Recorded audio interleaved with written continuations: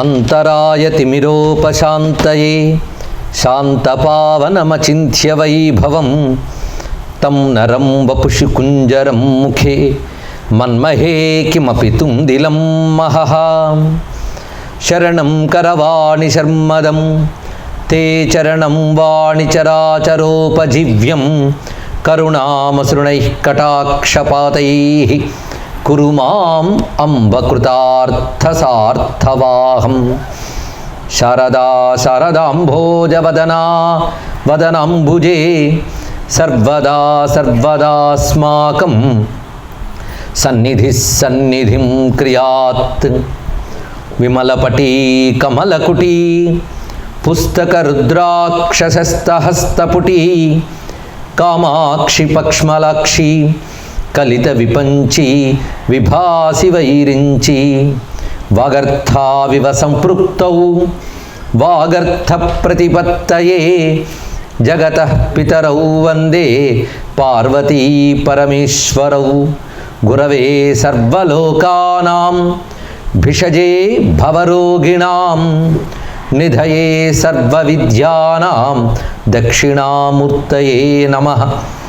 నారాయణ సమారంభాం వ్యాసశంకరమధ్యమాం అస్మదాచార్యపర్యంతాం వందే గురుపరంపరాం. కూజంతం రామ రామేతి మధురం మధురాక్షరం ఆరుహ్య కవితాశాఖాం వందే వాల్మీకికోకిలం.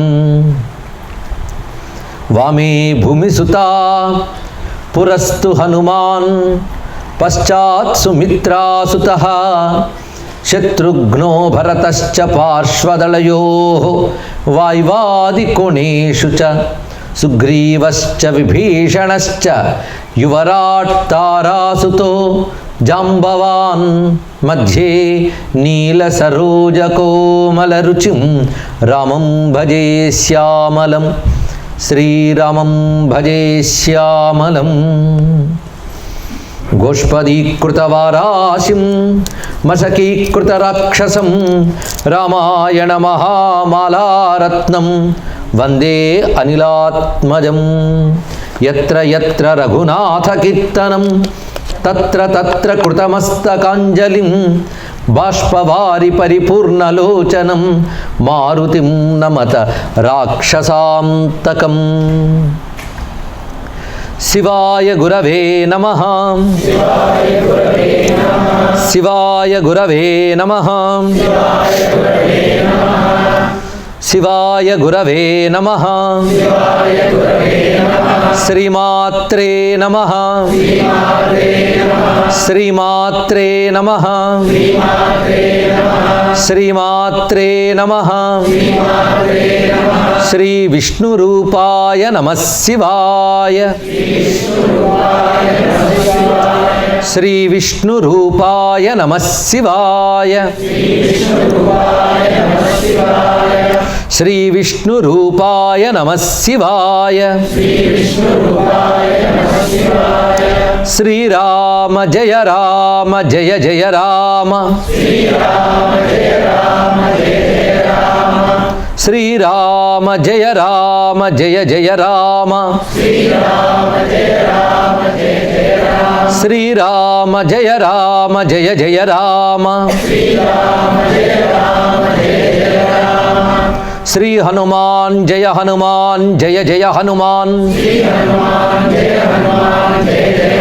శ్రీ హనుమాన్ జయ హనుమాన్ జయ జయ హనుమాన్. శ్రీ హనుమాన్ జయ హనుమాన్ జయ జయ హనుమాన్. నమో మహద్భ్యో ఋషిభ్యో గురుభ్యో నమః. జాంబవత్ సుగ్రీవ హనుమత్ సీతాలక్ష్మణ భరత శత్రుఘ్న పరివార సమేత శ్రీ రామచంద్ర పరబ్రహ్మణే నమో నమః. శ్రీ హనుమతే నమః. ఆలయంలో వెలసి అనుగ్రహిస్తున్న గణేశ్వరాది సర్వదేవతలకు నమస్కరించుకుంటూ సీతారామాంజనేయమయమైన ఈ సభా సదస్సుకు సవనీయ నమస్సులు సమర్పణ చేసుకుంటూ ఆదిశంకర భగవత్పాదుల వారు మనకు అనుగ్రహించిన శ్రీరామకర్ణామృత ప్రవచన యజ్ఞం ఈరోజు పూర్ణాహుతికి వెళుతూ ఉన్నది. ఇవాళ ప్రాతకాల సమావేశంలో చెప్పుకున్నటువంటి అంశంలో ప్రధానంగా రామచంద్రమూర్తి యొక్క విశ్వరూపాన్ని దర్శించుకున్నాం. ఆ తర్వాత షట్చక్రముల యందు స్వామిని ధ్యానించవలసిన విధానం, సహస్రారమునందు స్వామి ఎలా భాషిస్తాడో చెప్పుకుంటూ ఓంకార స్వరూపమే రామతత్వము అనే విషయాన్ని కూడా విశదంగా చెప్పుకోవడం జరిగింది. ఈ సమయంలో మంత్రశాస్త్రములు, ఉపనిషత్తులు వీటిని కూడా పరామర్శ చేసుకున్నాం.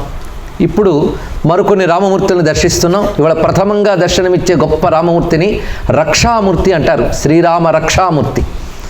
రామరక్షామూర్తి అసలు ఏ రూపమైన రక్షామూర్తి రాముడిది, అందులో సందేహం లేదు. కానీ రామపాతు సలక్ష్మణ అని ఒక మాట ఉన్నది. అంటే లక్ష్మణ సమేతుడైన రాముడు, రామలక్ష్మణుల ఉభయుల్ని ధ్యానించడం అనేది ఒకానొక ప్రక్రియ. అలాంటి ప్రక్రియ రామకర్ణామృతంలో అనేక చోట్ల కనబడుతుంది. కోదండ దీక్షాగురు మాదిమూలం గుణాశ్రయం చందన కుంకుమాంకం సలక్ష్మణం సర్వజనాంతరస్థం పరాత్పరం రామమహం నమామి. ఇందులో మనకు కనబడుతున్నది కోదండ దీక్షాగురు. ఈ మాట వాడిన వాళ్ళల్లో తర్వాత అన్నమాచార్యులు మనకు కనబడతారు. రాజారి కోదండ రాజ దీక్షాగురుం అనే మాట మనకు కనబడుతుంది. కోదండ దీక్షాగురుడు అంటే ధనుర్విద్య దీక్షలో గురువు వంటి వాడు. అంటే రామచంద్రమూర్తి ధనుర్వేత్తల్లో గొప్పవాడు. ఆ కారణం చేతనే స్వామి యొక్క వర్ణంలో కూడా మనకి ధనుర్వేద విదిత్తమః ఇలాంటి మాటలు కూడా మనకు కనబడుతూ ఉంటాయి విష్ణు సహస్రనామాల్లో. వాటిలో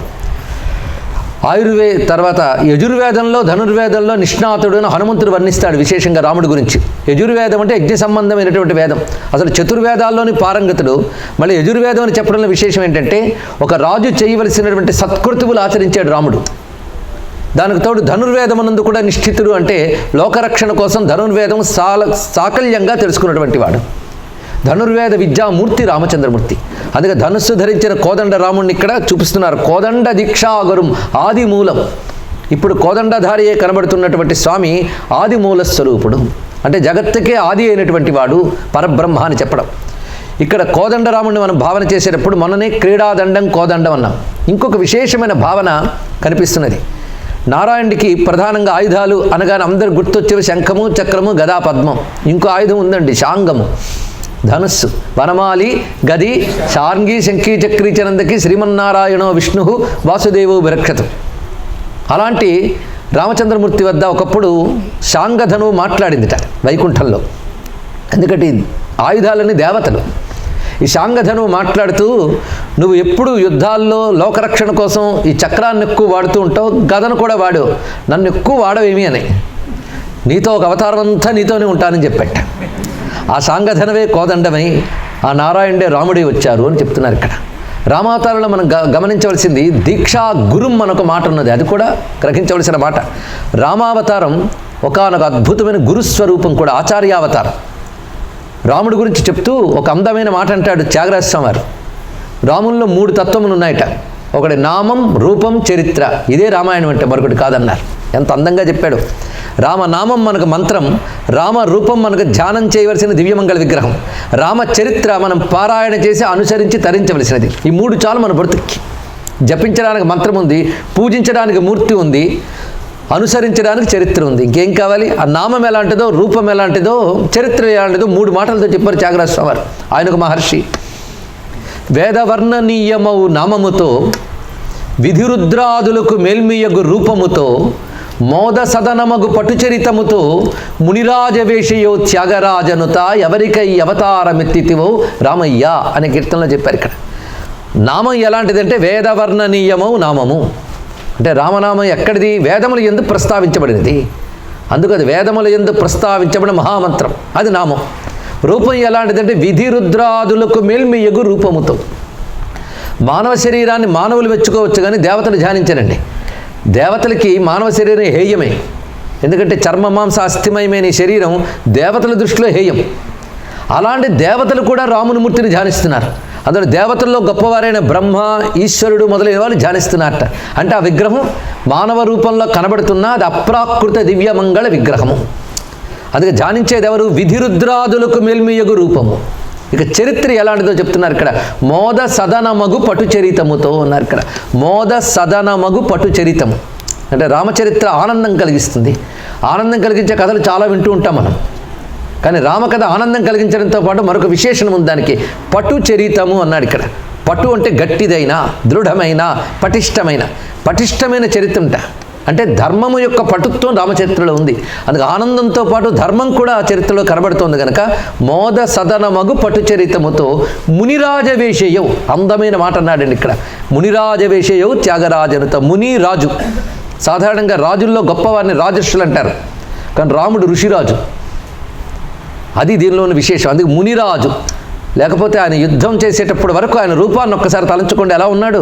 నారచీరలు కట్టుకుని, జడలు కట్టుకుని, ధనుసు పట్టుకున్నాడు. వేషం చేస్తే ముని వేషం, ధనుసు చూస్తే క్షత్రియుది, రెండు కలిసిపోయేది. మునిరాజా, నేను ఋషి లాంటి వాడిని ఆయనే చెప్పాడు తెలుసా మీకు. కైకేయి అంటుంది వనాలకు పంపించేటప్పుడు, నువ్వు రాజ్యాన్ని విడిచిపెట్టి అరణ్యాలకు వెళ్ళాలని. ఏమాత్రం ఆయన దానికి ఇంకోలో భావించలేదు, నిర్వికారంగానే ఉన్నాడు. ఒక ఋషి అలా ఉండగలడు. అప్పుడు ఒక మాట చెప్తాడు, విద్ధిమాం ఋషిభిస్తుల్యం కేవలం ధర్మమా స్థితం. ఇది అయోధ్యకాండలో కనబడే మాట. రాముడు స్వయంగా తన నోట తాను చెప్తున్నాడు, విద్ధిమాం ఋషిభిస్తుల్యం, నేను ఋషులతో సమానుండని తెలుసుకో అన్నాడు. ఇక్కడ ఋషి అని ఎవరిని అనాలి అంటే ధర్మ అర్థ కామములు, ఈ మూడు. మోక్షం గురించి తర్వాత ఆలోచిద్దాం.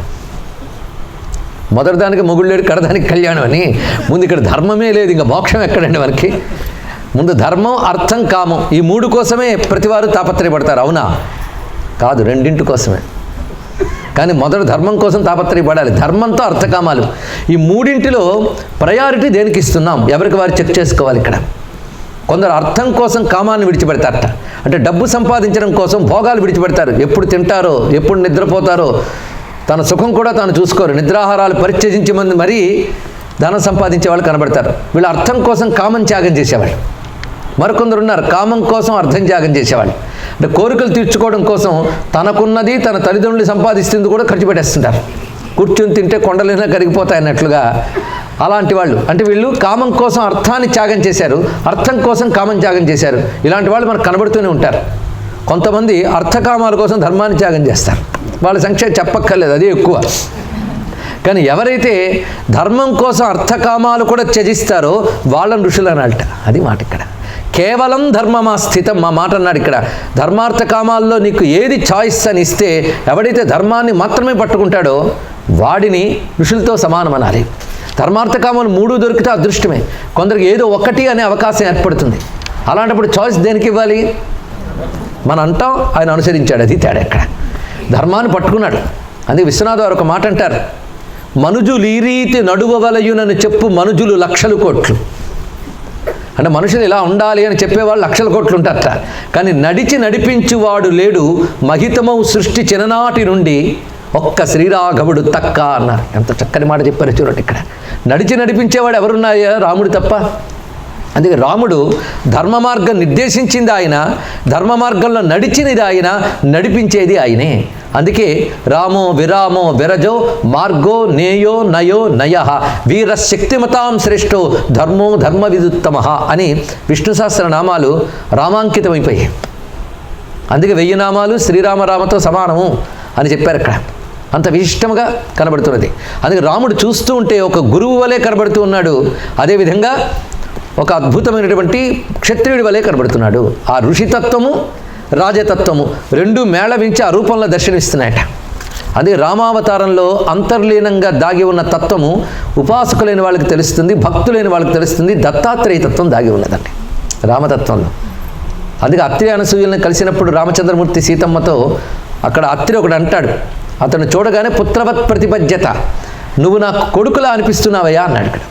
అక్కడ అనసూయమ్మకు నమస్కారం చేయమని సేయం మాతేవ తేనఘా అని మరొక మాట అంటాడు. ఇది వాల్మీకి రామాయణంలో మాటలు. ఆమె నీకు తల్లి వంటిదే అంటాడు రాముడితో. రాముడిని కొడుకులా భావించేట అనసూయమ్మకి దండం పెట్టమని చెప్తూ ఆమె నీకు తల్లి వంటిది అన్నాడు ఇక్కడ. అన్నప్పుడు అనఘా అనొక మాట వేశాడు. దత్తాత్రేయ చరిత్ర చదివిన నాకు తెలుస్తుంది, దత్తాత్రేయుడికి ఉన్న పేర్లలో అనఘ ఒక నామం, లక్ష్మీదేవికి అనఘ అని నామం. కనుక అనఘ అన్నప్పుడు ఒక్కసారి అత్రి మనసులో దత్తుడు మెదిలేడు. అయితే తల్లి వంటిది తండ్రి వంటి వాడు అన్నారు, కానీ తల్లి తండ్రి అనలేదు. ఎందుకు? నువ్వు ఆ అవతారంలో ఉన్నప్పుడు మేము నీకు తల్లిదండ్రులు, ఇప్పుడు కౌసల్య దశరథుడు తల్లిదండ్రులు, అందుకే వంటివారు అనే మాట అన్నాడు. కానీ అప్పుడు మాకు ఎవడు తనయుడో వాడే ఇప్పుడు ఈ రూపంలో వచ్చాడనే స్పృహ అత్రి మాటల్లో మనకు కనబడుతున్నది. అక్కడే వాల్మీకి సూచించాడు దత్తాత్రేయ తత్వం ఉంది. దత్తాత్రేయ తత్వము జ్ఞానతత్వం. రాముడు అనగానే కొందరు కేవలం ధర్మమూర్తి మాత్రమే అనుకుంటూ ఉంటారు, కానీ రాముడు ఆత్మజ్ఞానతత్వం కూడా ఆయనలోనూ ఉన్నది. ఇది తెలుసుకోవాల్సినది. రెండూ కనబడుతున్నాయి ఇక్కడ. అందుకే ధర్మము జ్ఞానము రెండింటి యొక్క స్వరూపమే రాముడు. అందుకే కోదండ దీక్ష గురుం అని చెప్పడంలో విశేషం. ఇది ఇక్కడ ధర్మజ్ఞానములు రెండూ కలబోసినటువంటి గురుస్వరూపము. గుణాశ్రయం చందన కుంకుమాంకం, నిర్గుణుడైన బ్రహ్మం అయినప్పటికీ కూడా జగతికి మార్గం చూపించడం కోసం దివ్య గుణములను ఆశ్రయించి వచ్చాడు మహానుభావుడు. అనంత కళ్యాణ గుణాభిరామ అంటాం. దివ్య గుణములతో వచ్చాడు. సలక్ష్మణం, లక్ష్మణ సమేతుడై సర్వజీవుల హృదయంలో ధ్యానింపబడే పరాత్పరుడైన రామునికి నమస్కారము. ఇక్కడ లక్ష్మణ సమేతుడైన రాముణ్ణి ధ్యానించిన వాళ్ళల్లో మొట్టమొదటి మనకు హనుమంతుడు కనబడతాడండి. సుందరకాండలో అశోకవనంలోకి ప్రవేశించే ముందు నమోస్తు రామాయ సలక్ష్మణాయ మొదట ఆ మాట అన్నాడు. తర్వాత దేవీ తస్యే జనకాత్మజాయే నమోస్తు రుద్రేంద్ర యమానిలేభ్యో నమోస్తు చంద్రార్క మరుద్గణేభ్య. మొదటి వాక్యం పట్టుకున్నారు ఇక్కడ శంకర భగవత్పాదుల వారు. నమోస్తు రామాయ సలక్ష్మణాయ అంటే రామునికో నమస్కారం, లక్ష్మణునికో నమస్కారం అనలేదు. లక్ష్మణుడితో ఉన్న రామునికి నమస్కారం అన్నారు ఇక్కడ. అది చెప్పడంలో విశేషం ఏంటంటే లక్ష్మణునితో ఉన్న రాముణ్ణి స్మరిస్తే కార్యసిద్ధి రక్ష లభిస్తుంది. ఇది తెలుసుకోవాలి. ఇది పట్టుకుని కేవలం నమోస్తు రామాయ సలక్ష్మణాయ అనే వాక్యాన్ని తీసుకుని 5 శ్లోకాలు ముత్యాలు లాంటివి అందించారు రామకర్ణామృతంలో. ఈ పంచరత్న శ్లోకములోని పేరు దీనికి. ఈ పంచరత్నాలు పఠించిన వాళ్ళకి ఫలం లభిస్తుందని ఫలశ్రుతి కూడా అక్కడ రాశారు. అలాంటి నమోస్తు రామాయ సలక్ష్మణాయ శ్లోకాలు కాస్త విని మన యజ్ఞాన్ని సఫలం చేసుకుందాం. ఇక్కడ చెప్పేటప్పుడు మనం రామాయణం పరిశీలిస్తే రామచంద్రమూర్తి యొక్క విశేషం, లక్ష్మణుడు లేని రాముడు ఎక్కడా కనబడ్డు. మీరు పరిశీలించండి. సీతమ్మ లేని రాముడు ఉన్నాడు, పెళ్లి కాకముందు ఉన్నాడు. పెళ్ళైన తర్వాత కూడా సీతాపహరణం జరిగింది. వివిధ సందర్భాల్లో సీతమ్మ లేని రాముడు కనబడతాడు, కానీ లక్ష్మణుడు లేని రాముడు ఉండడు. చూడండి, విశ్వామిత్రుడు మొట్టమొదటి యాగరక్షణకు పిలిచినప్పుడు రాముడిని అడిగాడు ఆయన, లక్ష్మణుడిని పంపించి అనలేదు. రాముడు బయలుదేరితే లక్ష్మణుడు బయలుదేరిపాడు. నువ్వెందుకురా నాతో అని రాముడు అనలేదు. నువ్వెందుకు మధ్యన అని దశరథుడు అనలేదు. ఇతన్ని ఎవరు రమ్మన్నాడని విశ్వామిత్రుడు అనలేదు. రాముడు అనగానే లక్ష్మణుడు కూడా ఉంటాడు. అది ప్రాణ బహిప్రాణ ఇవాపరహ అని ఒక మాట అన్నది బాలకాండలో. అంటే రాముడికి బహిప్రాణంలో ఉన్నట్టు లక్ష్మణస్వామి. ఇది విశేషమైన అంశం ఇది ఇక్కడ. అందుకు లక్ష్మణ సమేతుడైన రాముడు రక్షాస్వరూపం. ఇది మంత్రశాస్త్ర రహస్యం. ఇది ఆ కారణం చేతనే రామరక్షా స్తోత్రంలో మొత్తం ఆ స్వరూపమే కనబడుతుంది. మీరు పరిశీలించండి. సన్నద్ధ కవచి ఖడ్గీ చాప బాణధరో యువ గచ్చన్ మమాగ్రతో నిత్యం రామ పాతు స లక్ష్మణ. అక్కడ వెంటనే చూపిస్తున్నాడు ఇక్కడ. అదేవిధంగా అత్తసజ్జ ధనుషౌ ఇషుస్పృశౌ అక్షయాసుగ నిషంగ సంగినవు రక్షణాయ మమ రామలక్ష్మణవు అగ్రత పథి సదైవ గచ్చతాం అని కూడా చదువుతూ ఉంటారు. అగ్రత పథి, నా ముందు మార్గంలో ఉండాలి. ఎవరంటే ఆప్తసజ్జ ధనుషవు, ధనుస్సుని వింటినారితో అనుసంధానించి బాణాన్ని ఎక్కుపెట్టి నిలబడ్డ రామలక్ష్మణులు నా ముందుండుగాక. నా ముందే కాదు, నాకు ముందు వెనుక ఇరు ప్రక్కలు కూడా ఉండాలని భావించారు. అలాంటి రామలక్ష్మణుని స్మరించి ఎక్కడికి బయలుదేరినా కార్యసిద్ధి మార్గరక్ష లభిస్తోందని శాస్త్రం చెప్తున్నది ఇక్కడ. ఆ కారణం చేతనే రామరక్షా స్తోత్రానికి, ఆ మంత్రానికి అధిదేవత రామలక్ష్మణులు. అది తెలుసుకోవాల్సింది. లక్ష్మణ సహితుడైన రాముడు ధ్యాన శ్లోకంలోనే అది కనబడుతుంది. తర్వాత ఉన్న వర్ణనంతా గోచరిస్తుంది. కనుక రామపాతు సలక్ష్మణ అనే భావం ఎప్పుడు మనకు ఉండాలి. అలాంటి రక్షామూర్తి యొక్క అనుగ్రహాన్ని ఇక్కడ చూపిస్తున్నారు.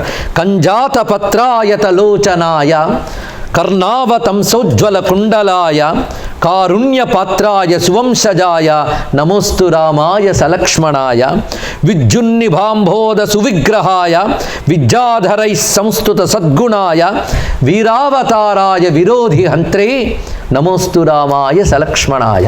5 శ్లోకములు నడుస్తున్నాయి ఇక్కడ. విశాలమైన నేత్రములు కలవాడు, దయ కలిగినటువంటి వాడు, ఉత్తమమైన వంశంలో జన్మించినటువంటి వాడు. ఇది చాలా ముఖ్యమైన మరొక మాట. నారాయణుడు అవతరించాడంటే ఆ వంశం ఎలా ఉండాలి? అందుకే కాళిదాస మహాకవి రఘువంశం రాస్తూ రామచంద్రుని పూర్వీకులు ఎటువంటి వారు రాశాడు. సోహమాజన్మ శుద్ధానాం ఆఫలోదయ కర్మణాం ఆనాకరధవర్త్మానాం అంటూ చెప్తాడు ఇక్కడ. పుట్టుక దగ్గర నుంచే శుద్ధమైన వాళ్ళు, మహాయోగులు అయినటువంటి వాళ్ళు.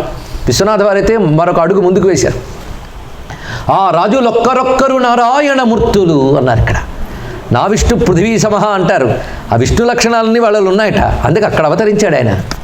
సూర్యుడు ఆదిగా కలిగి, తర్వాత వైవస్వత మనువు వచ్చి, ఆ తర్వాత ఇక్ష్వాకువు, అలా క్రమంగా వచ్చిన వంశంలో ఎందరు మహానుభావులు. రఘువంశం అనే పేరుతో కాళిదాసు ఆ వైభవాన్ని చాలా గొప్పగా ఆవిష్కరించాడు ఇక్కడ. రామునికి పూర్వీకులు అటువంటి వారు. అందుకే సువంశజాయ అలాంటి ఇంటిని ఎంచుకున్నాడు స్వామి తన జన్మకి. అలాంటి రామునికి నమస్కారము. విద్యున్నిభాంబోధసు విగ్రహాయ, ఆయన ఎలా ఉన్నాడంటే మెరుపుతో ఉన్న మేఘంలా ఉన్నట్ట. చాలా విశేషమైన మాట. మన పోతన గారికి అలా దర్శనం ఇచ్చాడు. మెరుగు చెంగటనున్న మేఘంబు కైవడి ఉవిద చెంగటనుండ ఒప్పువాడు అన్నాడు. అక్కడ మెరుపుతో ఉన్న మేఘంలా ఉన్నాడంటే మెరుపు సీతమ్మ, మేఘం ఆయనట. అది చెప్తున్నాడు ఇక్కడ. మెరుపుతో ఉన్న మేఘంలా ఉన్నాడన్నమాట ఎంత చక్కగా వివరించారు ఇక్కడ. విద్యాధరై సంస్థుత సద్గుణాయ, విద్యాధరులు స్తుతిస్తున్నట్ట. విద్యాధరులు ఒక దేవజాతి. అంతేకాదు, విద్యాధరులు అంటే విద్యని కలిగినటువంటి మహాత్ములు ఆయన స్తుతిస్తున్నారు. తెలిసిన వారే స్తోత్రం చేయగలరు, తెలియని వారు ఏం చేయగలరు? తెలిసిన వారికి ఆయన ఏంటో తెలుస్తుంది, తెలిసాక ఆయన వదలలేరు. అందుకు వాళ్ళు స్తుతిస్తున్నారు. వీరావతారాయ విరోధిహంత్రే. ఇప్పుడు మనం రక్షాస్వరూపాన్ని చెప్పుకుంటున్నాం కనుక అది వీరావతారము. విరోధుల్ని అంటే శత్రువుల్ని నశింపజేసేటువంటి అవతారము. సంసక్త దివ్యాయుధ కర్ముకాయ సముద్ర గర్వాపహరాయుధాయ సుగ్రీవమిత్రాయ సురారిహంత్రే నమోస్తు రామాయ సలక్ష్మణాయ అని వీరతత్వం ఎక్కడెక్కడున్నదో ఇక్కడ చూపిస్తున్నారు. ఇక్కడ సంసక్త దివ్యాయుధ కర్ముకాయ, రాముడి యొక్క కార్ముకము అంటే ధనుస్సు, బాణములు, ఇవి దివ్యములు. దివ్యములు అంటే లౌకికమైనవి కావవి. ఎందుకంటే సాక్షాత్ అగస్త్య మహర్షి రామచంద్రమూర్తికి అక్షయ తూణీరములు ధనుస్సు ఇస్తాడు. ఇచ్చొక మాట అంటాడు, ఇవి విష్ణువి అని చెప్తాడు. విష్ణువి ఎవరైనా పట్టుకోగలరండి? అంటే రాముడు నేను అవతరించినప్పుడు తీసుకుంటాను, నీ దగ్గర ఉంచని ఉద్యోగము అగస్త్యుడి దగ్గర. అవి తీసుకున్నాడు ఆయన ఇక్కడ. అది పట్టుకుని నిలబడగానే శాంగధనువు పట్టుకున్న విష్ణువు దర్శనమిచ్చి దేవతలు కుసుమృష్టి కురిపించారని వర్ణిస్తాడు వాల్మీకి రామాయణంలో. అందుకు దివ్యమైన ఆయుధములు, అక్షయ తూనీరములు ధరించినటువంటి వాడు, సముద్ర గర్వాన్ని అణచినవాడు. దీన్ని బట్టి రాముడు ప్రకృతిపై ఎటువంటి నియంత్రణ ఉందో చూపిస్తారు ఇక్కడ. ఆ కారణం చేతన హనుమంతుడికి తోకక మంట పెట్టినప్పుడు ఆంజనేయ స్వామి ఒక మాట అనుకుంటారు, ఇంత అగ్ని అందరినీ వేడిగా బాధిస్తోంది కానీ ఆ మంట నా తోకకే ఉండి నన్నెందుకు బాధించట్లేదు అన్నాడు. నేను చాలా మహిమాన్వితుడిని కదా అనుకోలేదు. ఆయన ఏమన్నాడంటే ఇది నన్ను రక్షించడానికి ఒకటే కారణం. రామప్రభావాత్ ఆశ్చర్యం పర్వత సరితాంపతౌ. సుందరకాండలో రమ్యమైన మాట అండి ఇది. ఇక్కడ మనకు కూడా ఏదైనా ఒక మంచి రక్ష లభించినప్పుడు ఈ మాట అనుకుంటే చాలు. రామప్రభావాత్ ఆశ్చర్యం, రాముని ప్రభావం వల్ల ఆశ్చర్యకరమైన సంఘటన జరిగింది. ఎందుకంటే ఆయన పర్వత సరితాంపతౌ, ఆయన పర్వతాల్ని, నదుల్ని అన్నిటినీ నియంత్రించేవాడు. పంచభూతాలకి పతి రాముడు. అందుకే రామరక్ష ఎవరికి ఉంటుందో వారికి పంచభూతాలు అనుకూలంగా ఉంటాయి. ఇది తెలుసుకోవాల్సినది ఇక్కడ. నాకు అనుకూలంగా ఉన్నాయి, లేకపోతే ఎగిరినప్పుడు సముద్రుడు అనుకూలించాడు, అందుకని క్షేమంగా రాగలిగాను. వాయువు అనుకూలించాడు, మధ్యలో పర్వతం వచ్చి నాకు ఆతిథ్యం ఇస్తానంది. ఎందుకు? రామకార్యానికి బయలుదేరితే నాకు మధ్యలో ఇంత గౌరవం కూడా. ఇప్పుడు అగ్ని కూడా నన్ను ఏం చేయట్లేదు, ఎందుకంటే పంచభూతాలు ఎవరి శాసనంలో ఉన్నాయో అతడి పని మీద ఉన్నాను, అతడి భక్తుడిని గనక నాకు అగ్ని కూడా రక్షిస్తున్నాడు అనుకున్నాడు. ఇదే శ్రీరామరక్ష, సర్వజగద్రక్ష. రెండో మాట ఏమనుకున్నారంటే సీతమ్మని చూశాను కనుక ఆ తల్లి దీవెనల వల్ల అగ్ని నన్ను ఏమీ చేయడం లేదు. రెండవది అంటే సీతారామరక్ష. మరి శ్రీరామరక్షలో శ్రీ ఆవిడేగా. మూడవది ఇంకో మాట అనుకున్నాడు, మా నాన్నగారికి అగ్నిదేవుడికి స్నేహం ఉంది కనుక ఈయన నన్ను ఏమీ చేయలేదు అన్నాడు ఇక్కడ. అంటే తన దైవాల్ని, తండ్రిని, ముగ్గురిని స్మరించాడు. చూడండి ఇక్కడ విశేషమైన అంశం ఇక్కడ. అది రామరక్ష. అటువంటి రక్షామూర్తిని సముద్ర గర్వాపహరాయుధాయ అంటే సర్వ ప్రకృతిని శాసించేటువంటి రాముడు అనే తత్వాన్ని అక్కడ దర్శింపజేస్తున్నారు. సుగ్రీవ మిత్రాయ సురారిహంత్రే, సుగ్రీవునికి మిత్రుడైన వాడు అంటే సుగ్రీవుని రక్షించాడు. అసుర సంహారకుడైన స్వామికి నమస్కారము. పీతాంబరాలంకృత మధ్యకాయ పితామహేంద్రామర వందితాయ పిత్రే స్వభక్తస్య జనస్య మాత్రే నమోస్తు రామాయ సలక్ష్మణాయ. పీతాంబరాలంకృత మధ్యకాయ స్పష్టంగా తెలుస్తూనే ఉన్నది. పితామహ ఇంద్ర అమర పూజితాయ అంటే బ్రహ్మాది దేవతల చేత పూజింపబడేవాడు. పిత్రే స్వభక్తస్య జనస్య మాత్రే, తన భక్తజనులకి తల్లి తండ్రి అయినవాడు. ఈ మాట ఎంత చక్కగా చెప్పారు. ఎలా కాపాడతాడయ్యా భక్తుల్ని అంటే తల్లిదండ్రుల్లా కాపాడతాడు. ఆయనే తల్లి అవుతాడు, ఆయనే తండ్రి అవుతాడు. అలా కాపాడేటువంటి లక్ష్మణ సహితుడైన రామునికి నమస్కారము. నమో నమస్తే అఖిల పూజితాయ నమో నమశ్చంద్ర నిభాననాయ నమో నమస్తే రఘువంశజాయ నమోస్తు రామాయ సలక్ష్మణాయ. ఇక్కడ నమస్కారములు బాహుళ్యంగా చూపించారు. ఇక్కడ అరణ్యకాండ అంతా కూడా ఋషులకు రక్షణ రాముడిచ్చాడు. అప్పుడు లక్ష్మణుడితోనే ఉన్నాడు, చిట్ట చివరి వరకు ఆయనతోనే ఉన్నాడు. సరిగ్గా త్యాగరాజ స్వామి జీవితంలో కూడా ఇలాంటి ఒక సంఘటన జరిగింది. ఆ మహానుభావుడు ఉదయమే చెప్పుకున్న ఉపనిషత్ బ్రహ్మేంద్ర స్వామి వారి ఆశ్రమానికి కాంచీపురం వెళ్ళి తిరిగి వస్తూ ఉండగా ఒక చోట ఆగారు ఆయన. అక్కడ వాళాజిపేట భాగవతారని ఒక ఆయన ఉన్నారు. ఆయన త్యాగరాజ స్వామి శిష్యుడు. త్యాగరాజ స్వామి వచ్చారని చెప్పి ఇంట్లో మంచి దేవతారాధన చేశారు. ఆ రోజు అక్కడ ఉండి దేవతార్చన చేసుకుని త్యాగరాజ స్వామి బయలుదేరారు. అప్పుడు పల్లకి వెళుతూ ఉన్నది, శిష్యులు వెళుతున్నారు. త్యాగరాజ స్వామి వారి రామకైంకర్యానికి గాను ధనం ఇవ్వాలనుకున్నట్ట శిష్యుడు. కానీ డబ్బు ఇస్తే ఆయన తీసుకోరు కదా. అందుకోసం ఏం చేశారంటే ఆయన పల్లకిలో పరుపు కింద పెట్టేట. శిష్యులకు మాత్రం చెప్పేట, వెళ్ళిన తర్వాత వినియోగించండి అని. ఎవరికి తెలియకపోయినా కొందరు తెలుసుకున్నట్ట, కొందరు దొంగలు, వాళ్ళ తెలివితేటలు వాళ్ళకుంటాయి. ఆ పల్లకి బయలుదేరి వెళుతూ ఉంటుంది కొంత దూరానికి. అప్పుడు ఆ దొంగలు తెలుసుకుని రాళ్ళు విసిరారు అక్కడికి. వెంటనే త్యాగరాజ స్వామి మన మీద రాళ్ళు విసురుతున్నారేంటి, మన దగ్గర ఏముంది అని పక్కన శిష్యులు చెప్పారట తలవంచుకుని. ఆ పరుపు కింద రామకైంకర్యం కోసం డబ్బు పెట్టారని. రాముడు డబ్బు కదా, రాముడే చూసుకుంటాడు అనుకున్నారు. వెంటనే ఆయన హృదయంలోంచి ఒక రాగం పెళ్ళిబుక్కింది, హుస్సేన్ రాగం. ఒక్కొక్క రాగానికి ఒక్క శక్తి ఉంటుంది. హుస్సేన్ రాగం శౌర్యప్రధానమైన రాగం. రఘువీర రణధీర రార రాజకుమార, అది ఆ కీర్తన. ఇందులో రకారం ఎంత పెట్టాడు చూడండి. రకారం అగ్నిబీజం. రా పక్కన మా పెడితే అగ్నితత్వం సౌమ్యమైపోతుంది.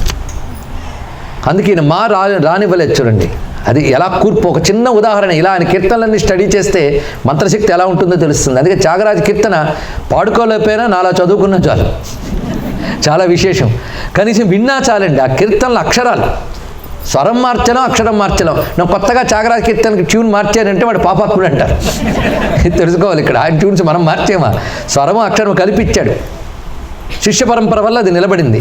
ఒక్కడ మార్చడానికి లేదు. మొన్న నా మధ్య పాపం ఒక ఆయనకి, ఇంత మనం తమిళమై కూడా ఆ తెలుగు పాటలు పాడడం ఏంటి, మనం కాస్త భాష మార్చేద్దామని పాడేట్టాం.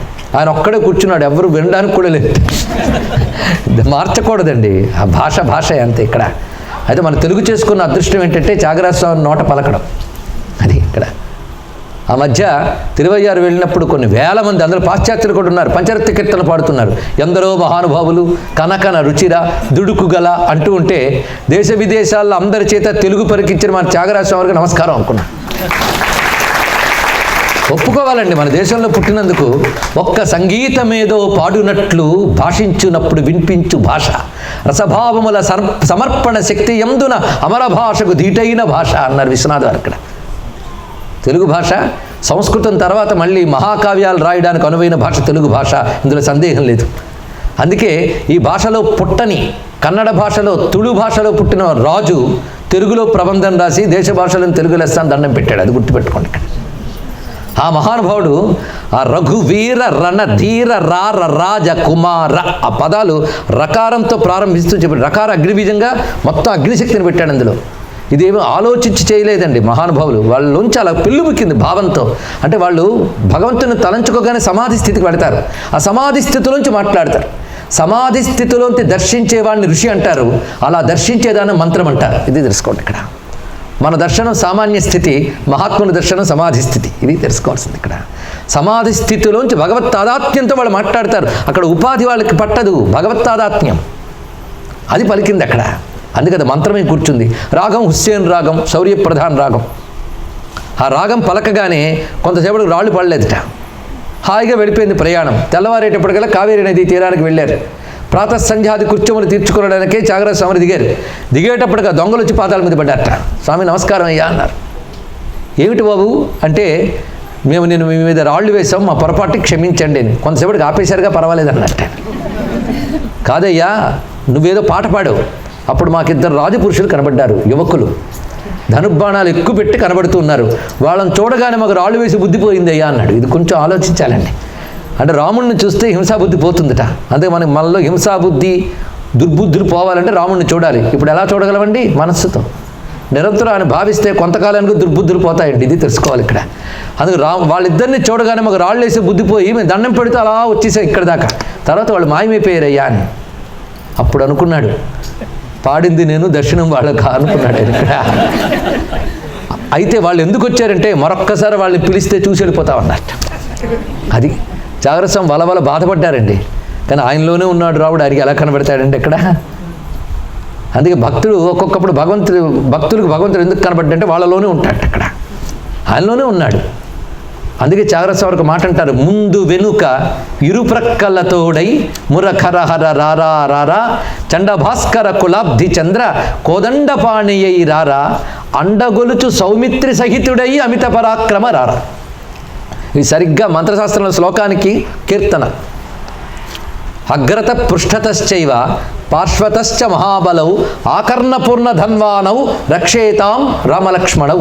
ఆ మాట, ఆ మంత్రాన్ని యథాతథంగా తీసుకొచ్చారు. అగ్రత పృష్ఠతశ్చైవ పార్శ్వతశ్చ మహాబలౌ, ఈ ద్వివచనం.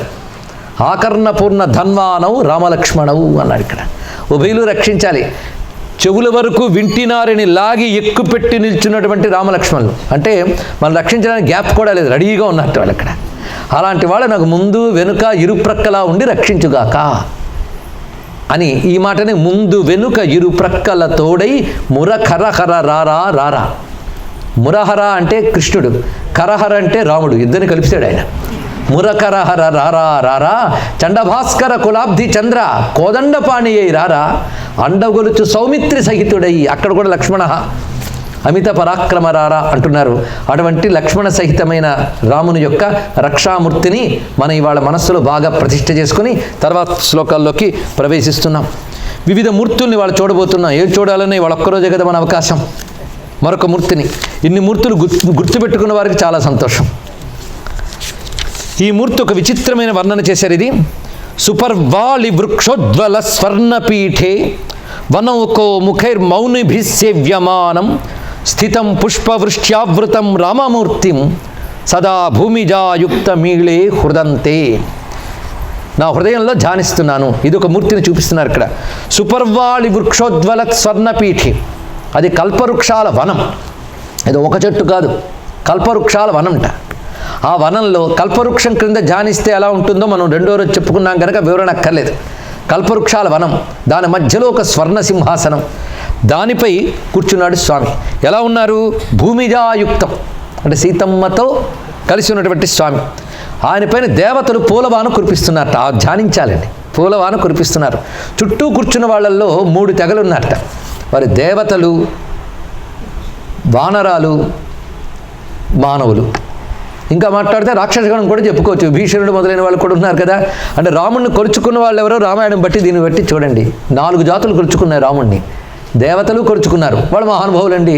ఋషులు అబ్బో చాలా మహానుభావులు. మానవులు పర్వాలేదు మనలాంటి వాళ్ళే. మరి మృగాలు కొలుచుకునే మహానుభావుడిని అంటే ఎలుగుబంట్లు, మరి జాంబవంతుడు ఎవరు? వానరాలు, వాళ్ళు కొలుచుకున్నారు. రాక్షసులు కొలుచుకున్నారు. దీన్ని బట్టి రాముడు ఎవరి దేవుడు? దేవతలకి, మానవులకి, జంతువులకి, రాక్షసులకు కూడా ఆయన దేవుడు అక్కడ. అందుకు రామ భక్తుల్లో అన్ని తెగల వారు ఉన్నారు. అందుకే రామ పూజకి, రామ భక్తికి ఏ భేదము లేదు. ఎవరైనా రామభక్తులు కావచ్చు. రామమంత్రానికి సర్వులు అధికారులే, అది విశేషమండి. అనేక బీజాక్షర మంత్రాలకు నియమాలు ఉన్నాయి కానీ రామనామానికి నియమం లేదు. అందుకే సులభంగా తరించగలం. రాముడు అందరివాడు, ఇది తెలుసుకోండి. ఇక్కడ బడుగు ప్రజల నుంచి మహానుభావుల వరకు అందరివాడు. అందుకే ఒక శబరి, ఒక గుహుడు, ఒక సుగ్రీవుడు, వీళ్ళందరూ కనబడతారు రామావతారంలో. అందరికీ ఆత్మీయుడే. అందుకు ప్రత్యేకంగా ఇందరి చేత సేవించబడుతున్నాడు అని పట్టాభిషేకానికి అందరూ హాజరుట. ఇంకొక చిత్రమైన విషయం ఏంటంటే తన అవతారంలో తనతో కలిసిన వానర, నర, రాక్షస అందరినీ కూడా తనతో పాటు సరయూ నదికి తీసుకెళ్లి వైకుంఠానికి చేర్చిన మహానుభావుడు రాముడు. అందరికీ ముక్తినిచ్చినటువంటి దైవం ఆయన. అద్భుతమైన ఘట్టం అది. ఉత్తరరామాయణంలో వర్ణింపబడుతుంది. వింటూ ఉంటేనే ఒళ్ళు పులకిస్తుంది. అంత రమ్యమైన ఘట్టం ఉత్తరరామాయణంలో వర్ణించారు. ఇక్కడ అందరిని అనుగ్రహించాడు. అందుకే ఇక్కడ వనౌకో ముఖైర్మౌనిభిసేవ్యమానం అన్నారు. మరికొన్ని శ్లోకాల్లో కూడా 4 తెగల గురించి వర్ణించారు శంకరులు. అందరి చేత సేవించబడుతున్నటువంటి కల్పవృక్ష వన మధ్యంలో సువర్ణ సింహాసనంపై కూర్చొని సీతాసమేతుడై ఉన్నటువంటి వాడు దేవతల చేత కుసుమ వృష్టితో అంటే పూలబాణతో తడిసిపోతున్న స్వామివారికి నమస్కారము అని చెప్పుకుంటూ మరికొన్ని మూర్తులను చూస్తున్నాం. ఇక్కడ వీరరామమూర్తి వస్తున్నది. వీరరాముడి గురించి రెండో రోజు చెప్పుకున్న కొంతమంది గుర్తుంటుంది. ఇంద్రుడు తెచ్చిన రథంపై ఉన్నటువంటి స్వామి. ఆ వర్ణన 2-3 చోట్ల చేశారు ఆయన. ఇక్కడ పాతుమాం వీరరామ అనే శ్లోకములు వరుసగా రాశారు ఆయన. కొన్ని గుత్తులు ఇందాక ఎలాగైతే రామ లక్ష్మణ సమేతుడు అని గుత్తి చూసామో ఇది గుత్తి. ఈ గుత్తి కూడా పట్టుకోగలిగితే మనకు లభించేది వీరరాముని యొక్క రక్ష. ఆ వీరరాముడు సర్వశత్రు వినాశకుడై ప్రకాశిస్తున్నటువంటి వీరరామ తత్వాన్ని వాల్మీకి అనేక చోట్ల చూపిస్తాడు. దాని మంత్రశాస్త్రం ధ్యానంలోకి మనం చెప్తోంది. యశ్చండ గాంభీర్య ధనుర్విజేత భూమండలీ పుణ్యకృతావతార ఆఖండలాజ్జై రమరై రుపేత కోదండపాణి కులదైవతన్న కోదండపాణి కులదైవతన్న. ఈ మాట అన్నప్పుడు ఎంత ఆనందంగా అన్నారో చూడండి. ఇక్కడ నహ అంటే మాకు, ఇది అర్థం. నహ మాకు కోదండపాణి కులదైవతం, కోదండపాణి మాకు దేవుడు. ఎంత చక్కగా చెప్పుకోవచ్చు. రాముడు మా దేవుడు. ఎందుకు, ఎలాంటి రాముడు అంటే యశ్చండ గాంభీర్య ధనుర్విజేత, గాంభీర్యమైనటువంటి ధనుస్సుతో అందరినీ జయించినటువంటి వాడు. భూమండలీ పుణ్యకృతావతార, అద్భుతమైన మాట చెప్పాడు. భూమండలం చేసుకున్న పుణ్యం కొద్దీ దిగేట్టు భూమి మీదకి, అది తెలుసుకోవాల్సింది.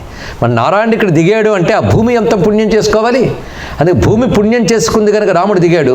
ఆ భూమి భారత భూమి కనుక భారతదేశం ధన్యం తెలుసుకోండి. రాముడు అవతరించిన నేల ఇంకా చెప్పడానికి ఉన్నది ఇక్కడ. అక్కడ ఉన్న మహర్షుల యొక్క తపస్సు చేత ఆ నేల పవిత్రమై భగవంతుడు దిగడానికి యోగ్యమైంది. అందుకే ప్రపంచానికి దైవశక్తి ఎప్పుడు ఇవ్వాలన్నా భారతదేశం ఇవ్వగలదు, ఇది తెలుసుకోండి. ఇంట్లో అన్ని గదులు కావాలి, కానీ దేవుడి గది అన్నిటికీ శక్తి. ఇంటికి దేవుడి గదిలాగా ప్రపంచానికి భారతదేశం దైవశక్తిని అందిస్తుంటుంది. ఇక్కడ ఆ దివ్యమైన స్వరూపాన్ని మనం భావించాలి. అందుకే ఋషులు తపస్సులతో పవిత్రమైన నేలపై దేవతలు దిగుతున్నారు. ఇక్కడ ఋషులకు ఆ దింపగలిగే శక్తి ఉందండి. అందుకే భారతదేశంలో 2 శక్తులు ఉన్నాయి. ఋషుల తపశ్శక్తి, దేవుడు ఆవిర్భవించిన శక్తి. దైవశక్తి తపశ్శక్తులతో ఉన్న భారతదేశం ఎల్లవేళలా ఇంకా ఇంకా అభివృద్ధి చెందుగాక అని ప్రార్థన చేసుకుందాం. మన భారతదేశానికి రాముడే రాజు అనే భావంతో మనం ఉందాం. ఇంకేం కావాలి మనకి? ఆ పట్టాభిషేకమే ఈరోజు మనం చేసుకుంటూ ఉన్నాం. అందుకే భూమండలీ పుణ్యకృతావతార, ఎంత అందమైన మాట అన్నారు ఇక్కడ. అఖండలాజ్జై రమరే రూపేత, రాముడు దిగితే దేవతలందరూ దిగుతారు కనుక దేవతలందరితో పరివేష్టితుడైన రామచంద్రమూర్తికి నమస్కారము అంటూ ఈ కోదండపాణి కులదైవతన్న అనేటువంటి శ్లోకములు 2 ఇచ్చారు ఆయన. యో దండకారణ్య నిశాచరేంద్రాన్ కోదండలీలా విషయాంశ్చకార వేదండ శుండాయిత బాహుదండ కోదండపాణి కులదైవతన్న. వేదండ శుండాయిత బాహుదండ, ఇది చెప్పేటప్పుడు ధనుస్సు పట్టుకున్న బాహువులను చెప్తున్నారండి ఇక్కడ. నమస్తే అస్తు ధన్వనే బాహుభ్యాముతతే నమః, బాహువులకి నమస్కారం. ఆ చేతులు ఎలా ఉన్నాయంటే వేదండ శుండ, ఏనుగు తొండంలా ఉన్నాయట. ఏనుగు తొండం పైన బలంగా ఉంటే క్రిందికి సన్నంగా ఉంటుంది, అలా ఉంది ఆ చెయ్యి. మంచి బలం కండగలిగినటువంటి ఆ బాహువులతో ధనుస్సును పట్టుకుని దండకారణ్యంలో రాక్షసులందరినీ సంహరించాడు మహానుభావుడు. ఎందుకంటే రక్షణ కోసం, లోకరక్షణ కోసం అసుర సంహారం చేసినటువంటి వీరప్రతాపమూర్తిని చూపిస్తున్నారు. అలాంటి వీరరాముడు మమ్మల్ని రక్షించుగాక అంటూ ఒక అద్భుతమైన శ్లోకములు 5 ఇచ్చారు మహానుభావులు. వీరరామ ధ్యాన శ్లోకములుగా భావించవచ్చు. మంత్రమహితములు, కొన్నిటికి విశేషార్థం తెలుసుకుందాం, కొన్ని విని ఊరుకుందాం చాలు. ఎందుకంటే మంత్రము కదా, చెవిలో పడిన చాలు ధన్యమవుతాం. నానా దివ్యాస్త్ర తేజస్ఫురదమిత భుజ శత్రు సంహారధీర కౌటిల్యోజ్యోతమాన భృకుటయుత ముఖం ధారయన్ అంబుదాభ తూణీర ప్రోత్థవే గోల్లసిత శరవరం తాడయిత్వా దశాస్యం వీరశ్రీ బంధురాంగస్త్రిదశపతినుత పాతుమాం వీరరామ. ఇందులో ప్రతిదానికి శ్లోకంలో మకుటంలాగా వచ్చే వాక్యం వీరశ్రీ బంధురాంగ త్రిదశపతి నుత పాతుమాం వీరరామ. ఇది కూడా రామ రక్షామూర్తుల్లో ఒకటి, లేదా రాముడు మనల్ని పాలించే స్వరూపం ఇది. ఇలాంటి రాముడు ఉంటే ఇంకేం కావాలండి మనకి? ఈయన ఎలాంటి వాడంటే వీరశ్రీ బంధురాంగ. వీరశ్రీ అంటే వీరలక్ష్మి, వీర శోభ, వీరత్వం అనే శోభ ప్రకాశిస్తున్నటువంటి శరీరం. అని శరీరం అంతా వీరత్వం ఉట్టిపడుతోంది. అలాంటి మూర్తి దేవతల చేత నమస్కరింపబడుతున్నాడు. స్వామి పరాక్రమాన్ని చూపిస్తూ ఉంటే దేవతలు నమస్కరిస్తున్నారు ఆయనకి. అలాంటి మూర్తికి నమస్కారము. అది నానా దివ్యాస్త్ర తేజస్ఫురదమిత భుజ, అనేక బాహువులతో ఉన్నట్టు రాముడు. మన శివరాముడు 18 చేతులు రాలేదు, ఆయనకేముందయ్యా సహస్ర గరుడు కూడా ఆయనే. ఆ విధంగా 1000 చేతులతో ఉన్నాడా అన్నట్టున్నదట. 1000 చేతుల్లో 1000 అస్త్రములు ఉన్నాయి. రాముడికి 1000 చేతుల 2 చేతులు అని ఆలోచించడం కాదు, 1000 అస్త్రాలు ఉన్నాయని మాత్రం నిజం. విశ్వామిత్రుడి దగ్గర పొందిన బల అతిబలాది మొత్తం విద్యలేంటి? అవి కాకుండా సర్వాస్త్ర సంపన్నుడు రాముడు. అది రామ రక్షం అనుకుంటే అన్ని అస్త్రములు మనం రక్షిస్తాయండి, అదొక విశేషమైన అంశం. అస్త్రం అంటే మంత్రమే అని చెప్పుకున్నాం కదా, సర్వాస్త్రములు రాముడిలో ఉన్నాయంటే అర్థం ఏంటి? సర్వమంత్రమయుడు రాముడు, ఇది తెలుసుకోవాల్సింది. సర్వమంత్రాత్మకుడు. ఆ స్వరూపాన్ని భావిస్తున్నాం ఇక్కడ. సర్వమంత్రమయుడు గనకనే అనేక అస్త్రముల్లో నేర్పరి. అస్త్ర విద్యయితో రాము లక్ష్మణశ్చ మహాబలః. జయత్యతిబలో నామో నిన్న చెప్పుకున్నాం కదా. వెంటనే హనుమంతుడు తర్వాత శ్లోకములు ఎందు ఈ మాట అంటాడు, అస్త్ర విద్యయితో రామః అని. ఇది కూడా మంత్రమే. అస్త్రవిత్, సర్వాస్త్రములు తెలిసినటువంటి రామచంద్రమూర్తి. కౌటిల్యోద్యోతమాన భృకుటు యుతముఖం. ఆయన యుద్ధం చేసేటప్పుడు కోపాన్ని అభినయిస్తున్నట్ట. అభినయించినప్పుడు కనుబొమ్మలు ముడివేశారు. నిజానికి రాముడిని మేఘంతో పోల్చుతారు, కానీ మేఘం నుంచి వాన చినుకులు వస్తాయి, వీరరాముడి నుంచి బాణములు వస్తున్నాయట. ఇది చెప్తున్నారు ఇక్కడ. బాణాలు వర్షంలా పడుతున్నాయి, బాణవర్షం. అందుకే ఆయన మేఘశ్యాముడే. అయితే ప్రస్తుతం మాత్రం కారుణ్య వర్షం కాదు, బాణవర్షం వస్తుంది. మేఘం నుంచి వర్షంలా బాణాలు వర్షిస్తున్నటువంటి వాడు. అందుకే ధారయన్ అంబుధారహ అన్నారు ఇక్కడ. జలధార వలె బాణధారలను కురిపిస్తున్నటువంటి రామచంద్రమూర్తికి నమస్కారం. పైగా రావణ సంహారం చేశాక ఎంత టీవీగా నిలబడ్డాడో ఒక మూర్తిని ఒక పెయింటింగ్ వేసినట్టు చెప్తున్నాడు శంకర భగవత్పాల్ వారు. హత్వా యుద్ధే దశాస్యం త్రిభువన విషమం వామహస్తేన చాపం భూమావారోప్య తిష్టన్ నితరకర ధృతం భ్రామయన్ బాణమేకం ఆరక్తోపాంత నేత్ర శరదశిత వపు కోటి సూర్య ప్రకాశ వీరశ్రీ బంధురాంగ త్రిదశపతి నుత పాతుమాం వీరరామ. హత్వా యుద్ధే దశాస్యం, దశకంఠుని సంహరించాడు. నిజానికి రావణుని చంపాల్సిన అవసరం రాముడికి ఉందండి, లోకరక్షణ తప్ప మరొకటి లేదు అక్కడ. ఎటువంటి రాక్షసుడు వాడంటే త్రిభువన విషమం. మాట తగ్గ చెప్పారు చూడండి. ముల్లోకాలకి కంటకుడు గనక ఆ రావణుని సంహరించి వామహస్తంతో ధనుస్సుని నేల మీద పెట్టేట. అంటే ఎడం చేత్తో ధనుస్సుని పెట్టి కుడి చేత్తో బాణం తిప్పుతున్నట్టండి. ఎంత అందమైన మూర్తిని చూపిస్తున్నాడు. ఇది వీర విలాసం. కుడి చేత్తో బాణాన్ని తిప్పుతున్నాడు, చిరునవ్వు నవ్వుతూ ఉన్నాడు, ఎర్రని నేత్రములు విశాలంగా ఉన్నాయి. శరదశిత వపుహు అంటే అంతవరకు జరిగిన యుద్ధంలో బాణాలు గుచ్చుకున్నాయి ఆయనకి, కొంచెం నెత్తురొస్తుందట. అది కూడా శోభే. యోధుడికి గాయము కూడా అలంకారమే, తెలుసుకోండి ఇక్కడ. అలాంటి కించిత్ గాయములతో ప్రకాశిస్తున్న శరీరంతో ఉన్నవాడు. తేజస్సు ఎలా ఉందంటే కోటి సూర్య ప్రకాశ. అలాంటి తేజస్సుతో ఉన్నటువంటి వీరలక్ష్మీ స్వరూపముగా భాషించే వీరరామునికి నమస్కారము. యుద్ధే సన్నద్ధ శస్త్రం కపివర భయదం కుంభకర్ణం సురారిం బాణేనైకేన సజ్జ ప్రకటిత హుతభుగ్విశ్వరోషారుణాక్షం హత్వా కృత్వా ప్రమోదం సురకపి వితతేర్మౌని బృందైక సేవ్యో వీరశ్రీ బంధురాంగ త్రిదశపతి నుత పాతుమాం వీరరామ. ఇక్కడ వెనక్కి వెళ్ళడం కనబడుతుంది. రావణ సంహారం నుంచి మళ్ళీ వెనక్కి తీసుకెళ్ళాడు. రావణుడి కంటే ముందు ఇంకా ఆయన చంపాడు. ఆయన ఇక్కడ చూపిస్తున్నారు. కుంభకర్ణుని చంపిన రాముడిని వర్ణిస్తున్నారు ఇక్కడ. అంటే మనకు రామాయణం అంతా మొత్తం 7 రోజులు పొందాం చూసారా. కుంభకర్ణుని చంపిన రాముడు. ఈయన ఎలా ఉన్నాడు? ఈయన కుంభకర్ణుని చంపగానే వానర వీరులు ఇక్కడ కింద గెంతుతున్నట్ట ఆనందంతో. దేవతలు పైన తాండవం చేస్తున్నట్ట. ఎందుకంటే వాడిని చంపడం మహా కష్టం. రావణాసురుడు వరాలు తీర్చేటప్పటికే బ్రహ్మగారు రావణుడికి వరాలు తీర్చి కుంభకర్ణుడి దగ్గర వెళ్ళబోతుంటే దేవతల గుండెలు గుబేలుకున్నాయి. వీడు కోరుకుంటే వాడు కోరుకుంటే మొత్తం ప్రపంచాన్ని క్షణంలో నాశనం చేయగలడు. వాడి యొక్క శరీరమే చాలా చిత్రం, అంత భయంకరమైన శరీరం. ఆ పుట్టుకే వేరండి కుంభకర్ణుడిది. అప్పుడు దేవతలు సరస్వతీదేవిని ప్రార్థించేట, కొంచెం తల్లి కొంచెం అనుగ్రహించు అనగానే సరస్వతీదేవి నాలుగు మీద కూర్చుందిట. ఆ తల్లి బుద్ధి మార్చేస్తుందండి. ఎన్నో కోరుకుందాం అనుకున్నవాడు బ్రహ్మగారు రాగానే మంచి నిద్ర వస్తే చాలన్నట్టు. అది రక్షించింది సరస్వతీదేవి. అందుకే తల్లికి నమస్కారం చేద్దాం, బుద్ధులు బాగు చేస్తుంది ఇక్కడ. మొత్తం మీద కుంభకర్ణుడు నిద్రపోవడం వల్ల మనకు క్షేమం. కొందరు ఎక్కువ పడుకుంటూ ఉంటే లోకానికి రక్షండి, మళ్ళీ మనకోగా ఉంటూ ప్రపంచానికి ప్రమాదం.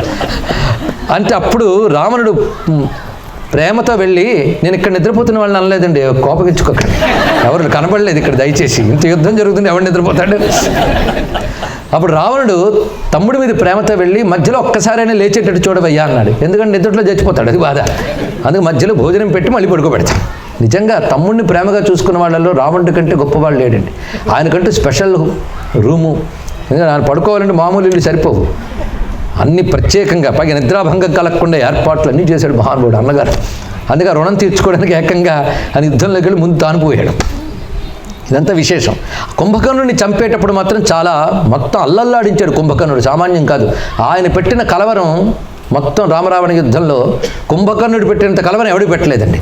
ఎందుకంటే అతను అడుగు వేస్తే కాళ్ళ కింద కొన్ని వందల మంది పోతున్నారు వానరులు, ఆయన చేతితో పిడికిలతో బిగించితే కొందరు పోతున్నట్ట. ఇలా అనేక మందిని సంహరిస్తున్నాడు. అలాంటి రావణుడి యొక్క ప్రతాపాన్ని సుగ్రీవుడు కూడా నిలబడలేకపోయాడు అని మూర్ఛపోయాడు సుగ్రీవుడు ఒక దెబ్బకి. మూర్ఛపోయిన తర్వాత కుంభకర్ణుడు భుజం మీద వేసుకుని వెళ్ళిపోతున్నట్ట. ఏకంగా వానర రాజే మూర్ఛపోయాడు, బంధితుడైపోయాడు. ఇంకేమున్నది? దానితో రాక్షసులందరికీ కుర్ర రాక్షసులు కొందరు ఉన్నారు, వాళ్ళకి ఉత్సాహం ఎక్కువైపోయింది. వాళ్ళ మేడల పైకి వెళ్ళి కుంభకర్ణుడికి సన్మానం చేద్దాం అనుకున్నట్టు. కొంచెం ఊర్లోకి వచ్చాక చేయొచ్చు కదండి, తొందర ఎందుకో. చందనము పన్నీరు అన్నీ పట్టుకున్నారు, ఆ పైనుంచి వేస్తున్నట్టు మన కుంభకర్ణుడి మీద. ఎందుకంటే అక్కడికి ఎక్కితే కానీ అందడా. అది వేస్తూ ఉంటే మూర్ఛపై పడిన సుగ్రీవుడికి మెలకు వచ్చింది ఒక్కసారి. ఆ పన్నీరు చందనం మొదలైన తగిలి లేదు చూశాడు, ఎక్కడున్నాను, ఏదో కదులుతున్న కొండ మీద ఉన్నట్టున్నానే అనుకున్నట్ట. చూశాడు, ఓ వీడి మీద ఉన్నానా అనుకున్నాడు. వెంటనే మహావీరుడు సుగ్రీవుడు కదా, ఆ చెవులు గట్టిగా కొరికి తర్వాత ముక్కు గట్టిగా గీరెట్ట. దానితో పురుక్కు కరుస్తుంటే మనం ఎలా విసిరేస్తామో అలా కుంభకర్ణుడు తీసి విసిరిచాడు సుగ్రీవుడిని ఒక్కసారి. అమ్మయ్య అని దిగి సుగ్రీవుడు పరిగెత్తాట. మళ్ళీ వెనక్కి తిరిగాడు కుంభకర్ణుడు. తిరిగి సుగ్రీవుడిని ఎలాగైనా మట్టి పెడతానని చెప్పి చేతిలో ఒక త్రిశూలం తీసుకున్నట్టు. తపస్సుతో సంపాదించిన త్రిశూలం అది. ఆ త్రిశూలాన్ని విసిరాడు. కాలాయస కర్కస త్రిశూలం అంటారు దాన్ని, భయంకరమైన త్రిశూలం. అది వెయ్యడం కనబడింది కానీ మరి త్రిశూలం కనబడలేదుట. హనుమంతుడు ఎగిరి పట్టుకున్నాడండి దాన్ని. పట్టుకుని తొడల మీద కొట్టి విరిచి సముద్రంలో విసిరిచెట్టు మహానుభావుడు. హనుమంతుడు ఎంత చేస్తాడో యుద్ధంలో. మొత్తానికి ఆడ తర్వాత యుద్ధంలో విజృంభిస్తాడు కుంభకర్ణుడు. ఆయన్ని చూసి మొత్తం వానరులందరూ భయపడతారు. అప్పుడు లక్ష్మణుడు కూడా ముందుకు రావడానికి చకితమవుతాడు. ఆ సమయంలో రాముడు ఒక్కడు వచ్చి సంహరిస్తాడు కుంభకర్ణుని. అది విశేషమైన అంశం ఇక్కడ. అందుకు కుంభకర్ణుని సంహరించిన మూర్తి మరింత ప్రత్యేకంగా కీర్తించారు ఇక్కడ రామమూర్తిని. అందుకే రావణ కుంభకర్ణాదుల్ని ఇద్దరిని సంహరించిన రామమూర్తికి నమస్కారం చేస్తూ దైతేయోదగ్రసేవ్యం పటుతర విశిఖం భీషణం ఘోరనాదం దేవేంద్రస్తూయమాన స్ఫురదరినికరా అంధకారాంశ్చ హత్వా దిక్పాలాన్ ప్రాప్తభోగాన్ మణిరుచుసుభగాన్ దిక్షుతాన్ స్థాపయిత్వా వీరశ్రీ బంధురాంగస్త్రితసపతినుతః పాతుమా వీరరామః. సమస్తములైన రాక్షసుల్ని సంహరించేటప్పుడు ఆయన వింటినారి సవ్వడికే దిగ్దిగంతాలు ప్రతిధ్వనిస్తూ ఉన్నాయి. దేవతలందరూ ఆనందించారు. ఆడ తర్వాత దిక్పాలకుల్ని ఎక్కడి వాళ్ళని అక్కడ కూర్చోబెట్టాట. ఎందుకంటే దిక్పాలకులు దిక్కు లేకుండా చేసేది మహానుభావుడు రావణాసురుడు. ఇప్పుడు రావణ సంహారం చేసి దిక్పాలకులకి వారి స్థితులు వారిని ఉంచేట. అందుకు రాముణ్ణి కానీ ఆశ్రయించిన వారికి ఉన్న స్థితులు పదిలంగా ఉంటాయి, ఉన్నత స్థితి లభిస్తుంది. ఇది తెలుసుకోవాలి ఇక్కడ. అందుకే దిక్పాలాన్ ప్రాప్త భోగాన్, దిక్పాలకులకు వాళ్ళ భోగములు వాళ్ళకి లభించేటట్టు దిక్షుతాన్ స్థాపయిత్వా, ఆయా దిక్కుల్లో తిరిగి వారిని నిలబెట్టినటువంటి రామునికి నమస్కారము. అంటే రాముడు ప్రతి వారికి సుస్థితిని ఇచ్చాడే తప్ప ఎవరిని ఆక్రమించలేదు. చూడండి ఆయన చేసినటువంటి గొప్పతనం. అటువంటి రామమూర్తి కౌసల్య వీరగర్భాంబుది ఘన విలసత్పూర్ణ చంద్ర ప్రకాశవు మౌనీంద్ర స్వాంత పద్మ ప్రవిమలతర నిర్ధర్మ నైపుణ్య రూఢ మారీచం రాక్షసేంద్రం నిజశర దహనాయాహుతిం కల్పయిత్వా వీరశ్రీ బంధురాంగస్త్రిసపతి నుతః పాతుమాం వీరరామః. మారీచ వధ చేసిన మూర్తిని ఇక్కడ జారించారు. అంటే లేడిని కొడుతున్నటువంటి మూర్తిని చూపిస్తున్నారు. ఈ మూర్తిని 2 చోట్ల వర్ణిస్తారండి. ఎందుకు అలా 2 చోట్ల వర్ణించారో చూడాలి. ఇక్కడ ఒక చోట మాత్రం మాయామృగం అని ఒక మాట వేశారు. మాయామృగం ఎప్పుడు మారీచుడే. ఆ మారీచును కొడుతున్న రాముడిని ధ్యానించాలి మనం. అంటే లేడిపై బాణాన్ని ఎక్కుపెట్టి నిల్చున్న రాముడు. ఆయన ఎలాంటి వాడంటే కౌసల్యాదేవి యొక్క వీరగర్భంలో చంద్రుల్లా ఉదయించట మహానుభావుడు. ఎంత అందమైన మాట చెప్పారో చూడండి. ఆ తల్లి వీరమాత. ఇక మునుల హృదయాల్లో భావించబడే రాముడు. అరణ్యవాసంలో మునులందరూ రాముడిని ఆశ్రయించారు కదా, అది మునుల హృదయాల్లో భావించబడేటువంటి రాముడు ధర్మ నైపుణ్య రూఢ. ఇది చాలా గొప్ప మాట అండి. ఇక్కడ వీరత్వం ఎవరి వద్దనే ఉండొచ్చు కానీ ధర్మవీరం అనేది చాలా విశేషం. ఇక్కడ ధర్మబద్ధమైన వీరం, ధర్మం కోసం వీరత్వం ప్రకటించడం ఇది. అందుకని స్వార్థం కోసం ప్రకటించకూడదు, ధర్మ ప్రతిష్టాపన కోసం వీరత్వం. అది రాముని యొక్క తత్వం. అందుకే ధర్మ నైపుణ్య రూఢ అనే మాట అద్భుతంగా చెప్పారు. రాముడి చరిత్రలో ధర్మలోపం అనేది ఇసుమంత కూడా ఉండదు. తెలుసుకోవాలి. మనకేదైనా అర్థం కాకపోతే పెద్దలను అడిగి తెలుసుకోవాలి తప్ప రాముని చరిత్రలో ధర్మలోపం ఉండదు. తెలుసుకోవాలి. రాముడు ఎందుకంటే ఇలా చేశాడు అని అది మనకు ఎలా అర్థమవుతుంది? మనకు ధర్మం తెలియాలా, ధర్మ సూక్ష్మాలు తెలియాలా? అందుకే రాముడు అంటేనే ధర్మ విదుత్తమ అని ఎక్కడుంది? విష్ణు శాస్త్రం. అలర్ట్గా ఉండాలి. ధర్మో ధర్మ విదుత్తమ. ఆయన ధర్ముడు, ధర్మం ఆయన రూపంట. అంత గొప్ప మాట. రామో విగ్రహవాన్ ధర్మ. విన్నారు కదా? రాముడు ఎవరంటే ఎంబాడిమెంట్ ఆఫ్ ధర్మ. ఈ మాట అన్నది ఎవరు? మారీచుడు. అది మర్చిపోవద్దు. మారీచుడు అన్నాడు రాముడి గురించి ఆ మాట. దెబ్బతిన్నవాడికి తెలుస్తుందండి బలం ఏమిటో. ఆ మహానుభావుడు ఆయన చెప్పాడు ఇక్కడ, సామాన్యుడి కాడయ్యా రామో విగ్రహవాన్ ధర్మ, అది గొప్ప విశేషం చెప్పాడు ఇక్కడ. అందుకే ధర్మ నైపుణ్య రూఢ, ధర్మ విగ్రహుడు రాముడు. ఆయన మాయామృగాన్ని వేటాడుతున్నట్ట. మాయామృగం అంటే మాయలేడి, అంతే కదా, మాయే లేడి, అది తెలుసుకోవాలి ఇక్కడ. మాయ అనే మృగాన్ని వేటాడుతున్నాడు అన్నాడు ఇక్కడ. ఈ మూర్తిని ధ్యానిస్తే మోహము మాయ అనేటువంటి పశు లక్షణం నశిస్తున్నది, అది తెలుసుకోవాల్సింది ఇక్కడ. ఆ భావం చూపించారు ఇక్కడ, ఒక్కొక్క దానికి ఒక్కొక్కటి. మొత్తంగా పరిశీలిస్తుంటే ఆనాడు రావణుని సంహరించాడు, కుంభకర్ణుని సంహరించాడు. ఇప్పుడు ఆయన ధ్యానిస్తే నాకేం ప్రయోజనం అండి? అంటే ఇప్పటికీ రావణ కుంభకర్ణులు భద్రంగా ఉన్నారు కనుక. ఎక్కడ? ఇక్కడ. చూసారు అంత చక్కగా చెప్పేశారు అడగకుండానే. నేను అడిగానా ఎక్కడ అంటే హృదయంలో అన్నారు. ఇక్కడ లంకలో ఉన్నారట. మొత్తం రామాయణాన్ని తాత్వికంగా 2 మాటల్లో చెప్పుకున్నాం. ఇప్పుడు తాత్వికంగా యాజ్ఞికంగా 2 తత్వములు ఈరోజు పూర్ణాహుతులు మనం చెప్పుకోబోతున్న గొప్ప తత్వము. ఇది పెట్టుకుంటే రామాయణం అర్థమవుతుంది. 3 అన్నదమ్ములు ఉన్నారు అక్కడ, గమనించారా? ఎవరెవరు? రావణ, కుంభకర్ణ, విభీషణుడు, 3. ఈ 3లో విభీషణుడు సత్వగుణం, రజోగుణం రావణాసురుడు, తమోగుణం కుంభకర్ణుడు. పేర్లు చూడండి ఎంత బాగా ఉన్నాయో. అన్నగారి పేరు రావణాసురుడు, ఇది అసలు పేరు కాదండి, టైటిల్. ఆ టైటిల్ ఎలా వచ్చిందో చెప్తాను. చాలామంది అనుకుంటుంటారు రావణుడు గొప్ప శివభక్తులని, కానీ కొంచెం రామాయణం చదివితే తెలుస్తుంది అదేం కాదని. ఇదేంటి కొత్త కొత్త మాటలు చెప్తున్నాడు, నేను ఉన్న మాటలు చెప్పానండి. రావణుడు తపశ్శక్తి, వాడు ఎవడు భక్తుడు కాడు. కోరికలతో తపస్సు చేసేవాడు ఎవడు భక్తుడు కాడు, కోరికల భక్తుడు వాడు. తెలుసుకోండి. తపస్సుకు ఫలితంగా బ్రహ్మదేవుడు వచ్చి వరం ఇచ్చాడే తప్ప బ్రహ్మగారి కోసం తపస్సు చేయలేదు. తెలుసుకోండి, ఆయన చేసిన ఒక కఠోరమైన తపస్సు. సృష్టికర్తకి ఎవడు ఏ పని చేస్తే వాడు ఫలం ఇవ్వాలి తప్పదు. అందుకు బ్రహ్మగారు వచ్చి ఫలం ఇచ్చారు, అది తెలుసుకోవాల్సింది. సరిగ్గా అర్థం చేసుకోకపోతే బ్రహ్మగారికి ఏం పని లేదండి ఇవ్వడానికి అంటే అది లేదండి. మనం పరీక్షలు బాగా రాస్తే మార్కులు వేస్తాడు దిద్దేవాడు. అందుకని పుణ్యాత్ముడ పాపాత్ముడ చూడు, పరీక్ష బాగా రాసేది లేదో చూస్తాడు. తెలుసుకోండి ఇక్కడ. అందుకు తపస్సు చేసేందుకు ఫలితం ఇస్తాడు, అదేంటో మనకు తెలియాలి. అదే నేను కూర్చొని బ్రహ్మాయనమని తపస్సు ఏం చేయలేదు అక్కడ. ఆ తపస్సు వేరు, మనకు తపస్సులన్నా తెలియదు. సినిమా వాడు ఏం చూపిస్తే అదే తపస్సు మనకి. బ్రహ్మగారు వచ్చి వరాలు ఇచ్చారు. తర్వాత వరగర్వంతో ఆయన విభీషణుడు మన కుబేరుడి దగ్గర నుంచి పుష్ప విమానం కొట్టుకొచ్చాడు. లంక కూడా కొట్టుకొచ్చింది, వాడిది కాదు అది. తెలుసుకోండి ఇక్కడ. వీడితో ఎందుకు వచ్చిందో గోళ అని కుబేరుడు వదిలేశాడు అంతే. అక్కడ మొత్తాన్ని పుష్ప విమానం కొట్టుకొచ్చాడు. పుష్ప విమానం అన్ని చోట్లకి వెళ్ళగలదు, 2 చోట్లకు వెళ్ళలేకపోయింది. వైకుంఠానికి వెళ్ళలేకపోయింది, కైలాసానికి వెళ్ళలేకపోయింది. కైలాసం అనగానే మానస సరోవర దగ్గర కైలాసమే. అయితే శివుడు లోకం మాత్రం ఈ కైలాసం కాదండి. 14 భువనాలకి పైన కైలాసం ఒక లోకం ఉంది. భూమి యందు మాత్రం కైలాస విభూతి మాత్రం మానస సరోవరంలోనే ఉంది. దేవతలైనా సరే శివుడిని చూడాలంటే ఈ కైలాసానికి రావాల్సిందే, అదే అనుగ్రహిస్తే. ఆ కైలాసం వైపు వస్తోందట ఈ పుష్ప విమానం. హిమాలయ పర్వతాల్లో మానస సరోవరం వైపు వస్తూ ఉంటే అక్కడ దాకా వచ్చేటప్పుడు ఆగిపోయింది, అది వెళ్ళలేకపోతుంది. కింద నుంచి నందీశ్వరుడు నవ్వాడు, ఇక్కడికి రాలేవురా నువ్వని. అయితే కైలాసానికి నేను రాలేకపోతే కైలాసాన్ని నేను తీసుకుపోతానని కిందకి దిగాడు ఆయన.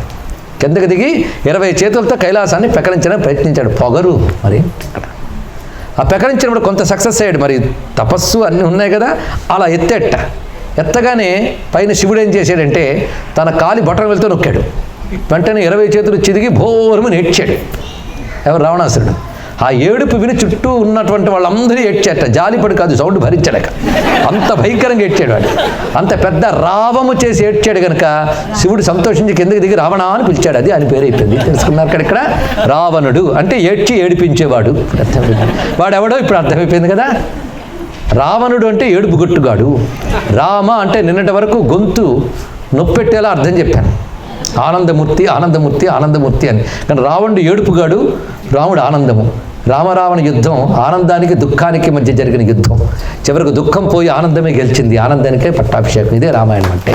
అదే రామాయణం చదివిన వాళ్ళకి దుఃఖాలు పోయి ఆనందం కలిగిస్తుంది. ఏడవడానికి 10 తలకాయలు, మనకి ఏడవడానికి 10 ఇంద్రియాలు. అది తెలుసుకోండి ఇక్కడ. ఇది ఉన్నది ఇక్కడ. 10 ఇంద్రియాలతోనే ఏడుపే. అది చూడలేదు నేడుపు, తినలేదు నేడుపు, అది వినలేదు ఏడుపు. ఇంద్రియాలతో ఎప్పుడూ ఏడుపే. అందుకే అవకాశం దొరికితే ఏడిపిస్తాం, దొరకకపోతే ఏడుస్తాం అంతే. ఏడుపు కొట్టుతనం అది ఇక్కడ. తాను శాంతిగా ఉండడు, ఇంకొన్ని శాంతిగా ఉండనివ్వడు. వాడే రావణాసురుడు. ఇంకొక ఆయన ఉన్నాడు, వాడు కొండ చెవులుగాడు, కుంభకర్ణుడు. బోర్లించిన కొండ, ఓపెన్ కొండ కాదు అది ఇక్కడ. ఎందుకంటే జ్ఞానం వాడికి లేదు. అవతల వాళ్ళు చెప్పినా వినడు. సరిగ్గా ఆ టైంలోనే మూసుకుపోతాయి. కొందరు వచ్చి అవండి పూర్తవగానే నిద్ర లేపేయండి వెళ్ళిపోతారు. ఎందుకంటే వాళ్ళకి వినరు, తమో గుణం. అందుకు వాడు ఏం వినలేదు. వాడు పని చూడండి, కథ అర్థం చేసుకోండి. వాడి పని ఒక్కటే, పడుకోవడం. మధ్య మధ్యలో తినడం. కానీ తినడం, నిద్రపోవడం, వీటి కోసమే బతికే వాళ్ళందరూ ఎవరు? నేను అనలేదు, మీరు అంటున్నారు, కానీ నిజం అన్నారు. చాలా సంతోషం. ఎందుకు బతుకుతున్నావయ్యా అంటే కొందరు అంటారు, అసలు ఎందుకంటే భగవంతుని ధ్యానించడానికి. వాడికి అలా అనిపించింది చూడండి. నేను ముప్పూట్లో వేళ్ళు నోటుకు వెళ్ళిపోతున్నాయి, తిండి దొరుకుతుంది, నిద్ర పడుతుంది, ఇంక బాధ లేదు వాడికి. అంటే బతుకంటే ఇదేనా? పశువులకి వీడికి ఏం తేడా ఉంది? నీలో అంతర్గతమైన అఖండ శక్తిని జాగృతి చేసుకోగలిగిన అవకాశం మానవ జన్మకే ఉంది, ఇంక దేనికి లేదు. వాటిలాగే మనం బతుకుతామేంటి? వాటికంటే ఘోరంగా బతుకుతున్నాం. అవి తిండి కోసం మనంత శ్రమ పడవు, ఇంత అజ్ఞానంలో ఉండవు. ఏముంది బతుకు సంతోషించడానికి? ఆధ్యాత్మిక సాధన చెయ్యనప్పుడు మాత్రం ఇంత వ్యర్థ జన్మ మరొకట్లేదు. ఆధ్యాత్మిక సాధన చేయగలిగితే మాత్రం జంతువునాం నరజన్మ దుర్లభం, ఇది తెలుసుకోవాలి. అప్పుడు మానవ జన్మ గొప్పది అని చెప్పడానికి. లేకపోతే మనకు మనమే గొప్ప గొప్ప టామ్ టామ్ చేసుకుంటే ఎలా అండి? రాసి అవకాశం ఇస్తే పంది కూడా చెప్తుంది అది గొప్ప జన్మ అని. అది తెలుసుకోవాల్సింది. అందుకు మనం ఆధ్యాత్మిక సాధన చేస్తేనే ఈ జన్మ చరితార్థం, ఇది గొప్ప అని చెప్పుకోవడానికి. ఇన్ని డిగ్రీలు తెచ్చారు, ఎవడికి గొప్ప అండి? ఇది తెలుసుకోవాల్సింది ఇక్కడ. కుంభకర్ణుడు వాడు ఎవడు? తమోగుణం గాడు. ఈ రెండు గుణాలు చాలా ప్రమాదకారి. మొదటిది రజోగుణం, రెండవది తమోగుణం. రజోగుణం ఏం చేస్తుందంటే కామయేష క్రోధయేష రజోగుణ సముద్భవ. ఎందులోది మాట? భగవద్గీతలో చెప్తున్నాడు. కామక్రోధాలు రజోగుణం వల్ల కలుగుతాయి. అందుకే నాకు ఇది కావాలి, అది కావాలి. కుబేరుడి దగ్గరికి వెళ్ళి లాక్కు రావడం, ఇంద్రుడి దగ్గరికి వెళ్ళి లాక్కు రావడం, వాడిది వీడిది పోగు చేసుకోవడం, పెట్టుకోవడం, దేశాలన్నీ దోచుకుని తమ దేశం అభివృద్ధి చెందిన దేశం అని చెప్పుకోవడం. అవన్నీ రావణుల్లో ఎప్పుడో ఒకప్పుడు నశించక తప్పదు, గుర్తుపెట్టుకోండి ఇక్కడ. అందుకే అన్ని దేశాలు దోచుకుని బాగుపడ్డ దేశాలు ఏవో మనకు తెలుసు కదా, నేను చెప్పక్కర్లేదు. మన దేశాన్ని కూడా దోచుకున్నారు పాపాత్ముడు. మళ్ళీ వాళ్ళు సంపన్న దేశాలట. మీరు దోచుకోవడం వల్లే మా దరిద్ర దేశం అయిందని ఇప్పటికీ మనం అనలేకపోతున్నాం. మన మేధావులు వచ్చింది బాధ. అవును, మన దరిద్రులమే, పుట్టుకు నుంచి కాదు, వాడు దోచుకోవడం వల్ల. ఇది తెలియాలి ఇక్కడ.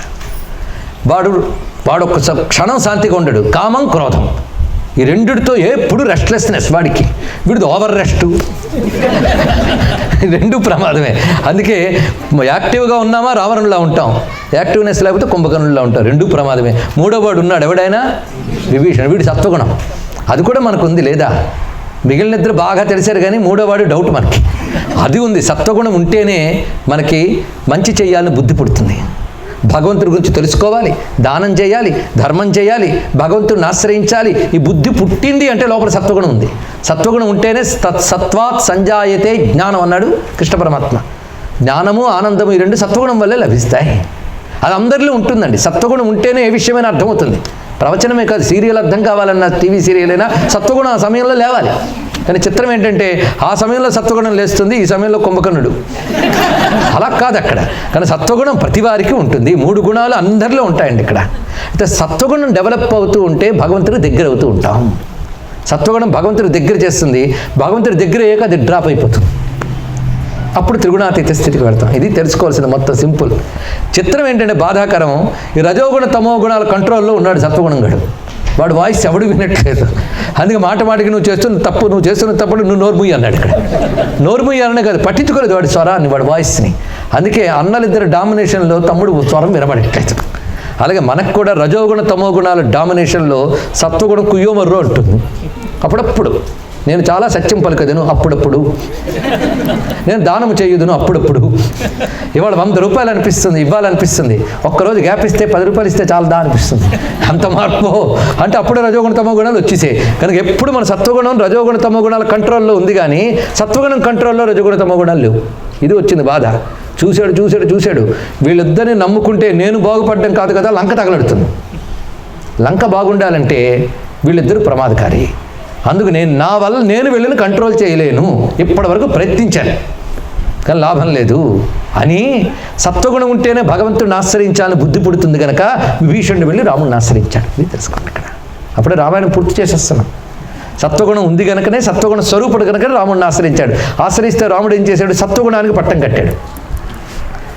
భక్తికి పట్టం కట్టి అప్పుడు బయలుదేరాడు ఆయన. బయలుదేరి వెళ్ళి లంకలో ఉన్న రజోగుణ తమో గుణాలను నాశనం చేసేసి సత్వగుణ సంపన్నుడిని విభీషణుని అక్కడ పెట్టి లంకని క్షేమంగా ఉంచాడు. ఇది తెలుసుకోవాల్సింది ఇక్కడ. అందుకే మనలో ఉన్న సత్వగుణంతో రాముడిని ఆశ్రయిస్తే మనలో ఉన్న రజోగుణ తమో గుణాలని నశింపజేసి రామభక్తి సామ్రాజ్యంగా మన జీవితాన్ని మలుచుతాడు. ఇదే రామాయణం అంటే మొత్తం కూడా క్లుప్తంగా అయిపోయింది రామాయణం. అది వీరరాముణ్ణి ధ్యానించేటప్పుడు ప్రయోజనం ఇది. అదే వీరరాముణ్ణి ధ్యానించాను కనుక నా శత్రువుల్ని మట్టుపెట్టుగాక. నీ శత్రువులు ఎవరు? పెద్ద లిస్ట్ ఉందండి నా దగ్గర, పుస్తకం చాలట్లేదని మొత్తం ఆన్లైన్లో పెట్టించాను అన్నాడు ఒక ఆయన. ఇదే కావాల్సింది. మొత్తం మీద శత్రునాశనం అంటే తెలిసింది కదా. కనుక పురాణాలు జరిగిన కథలే, సంకేతంగా చూస్తే జరగాల్సిన కథ. అందుకే కథలు నేటికి మిగిలిపోయాయి. అందుకే రామాయణం పారాయణ చేస్తూ ఉంటే ఎప్పటికైనా ఏడుపు గొట్టుగాడు, ఆ నిద్ర ముద్దుగాడు పోది. ఆ విభీషణమైన పరాక్రమ స్వరూపమైన సత్వస్వరూపం వస్తే ఇంకేం కావాలండి? ఇంత రమ్యమైనటువంటి వీరరామ స్వరూపాన్ని చూద్దాం. యజ్ఞరాముని కూడా చెప్తాను తర్వాత. వీరరామమూర్తికి నమస్కారం చేసుకుంటూ తర్వాత శ్లోకంలోకి మనం ప్రవేశిస్తున్నాం. ఈ శ్లోకం యొక్క విశేషం సీతమ్మని ధ్యానించడం. సీతమ్మకు ప్రత్యేకంగా కొన్ని శ్లోకములు ఉన్నాయి ఇందులో. సీతమ్మను రాముడితో కలిపి ధ్యానించవచ్చు, విడిగా కూడా ధ్యానించవచ్చు. మళ్ళీ నమోస్తు రామాయ సలక్ష్మణాయ దగ్గరికి వెళదాం. తర్వాత మాట దేవ్యై చతస్యై జనకాత్మజాయై. ఆ శ్లోకం ఎంత విశేషమో చాలామందికి తెలుసు కదా, మహిమాన్వితమైన శ్లోకం. రాముడు లక్ష్మణ సహితుడు అని చెప్పేశారు, సీతమ్మకు మాత్రం ప్రత్యేకమైన లైన్ అండి. దేవ్యై చ తస్యై జనకాత్మజాయై. ఈ మాట ప్రతిది మంత్రం కదా, ఒక ఆర్డర్లీగా పద్ధతిగా ఉంటుంది, ఊరికనే పెట్టరు. సీతమ్మ ఎవరు? రామాయణంలో మాతృగర్భంలోంచి రాకుండా వచ్చిన వాళ్ళు సీతమ్మ ఒక్కరే. మీరు పరిశీలించండి. రాముడు కూడా మాతృగర్భంలోంచి వచ్చాడు, నారాయణుడే, కానీ లీలగా అవతరించాడు. లక్ష్మణస్వామి అలాగే వచ్చాడు. కానీ సీతమ్మ ఒక్కరే నేరుగా వచ్చిన దేవత. ఆవిడ మాతృగర్భం నుంచి రాలేదు, అయోనిజ. అందుకే రామాయణం మొత్తం మీద శక్తిగా మసలింది సీతమ్మ. రామాయణంలో శక్తి సీతమ్మ. ఇతర అవతారాల్లో లక్ష్మీదేవి పక్కన ఉంటుందంతే, కానీ రామావతారంలో లక్ష్మీదేవిదే ప్రధాన పాత్ర. మాజానికి చట్టాపట్టగా మాట అలాగే గుర్తుపెట్టుకోండి.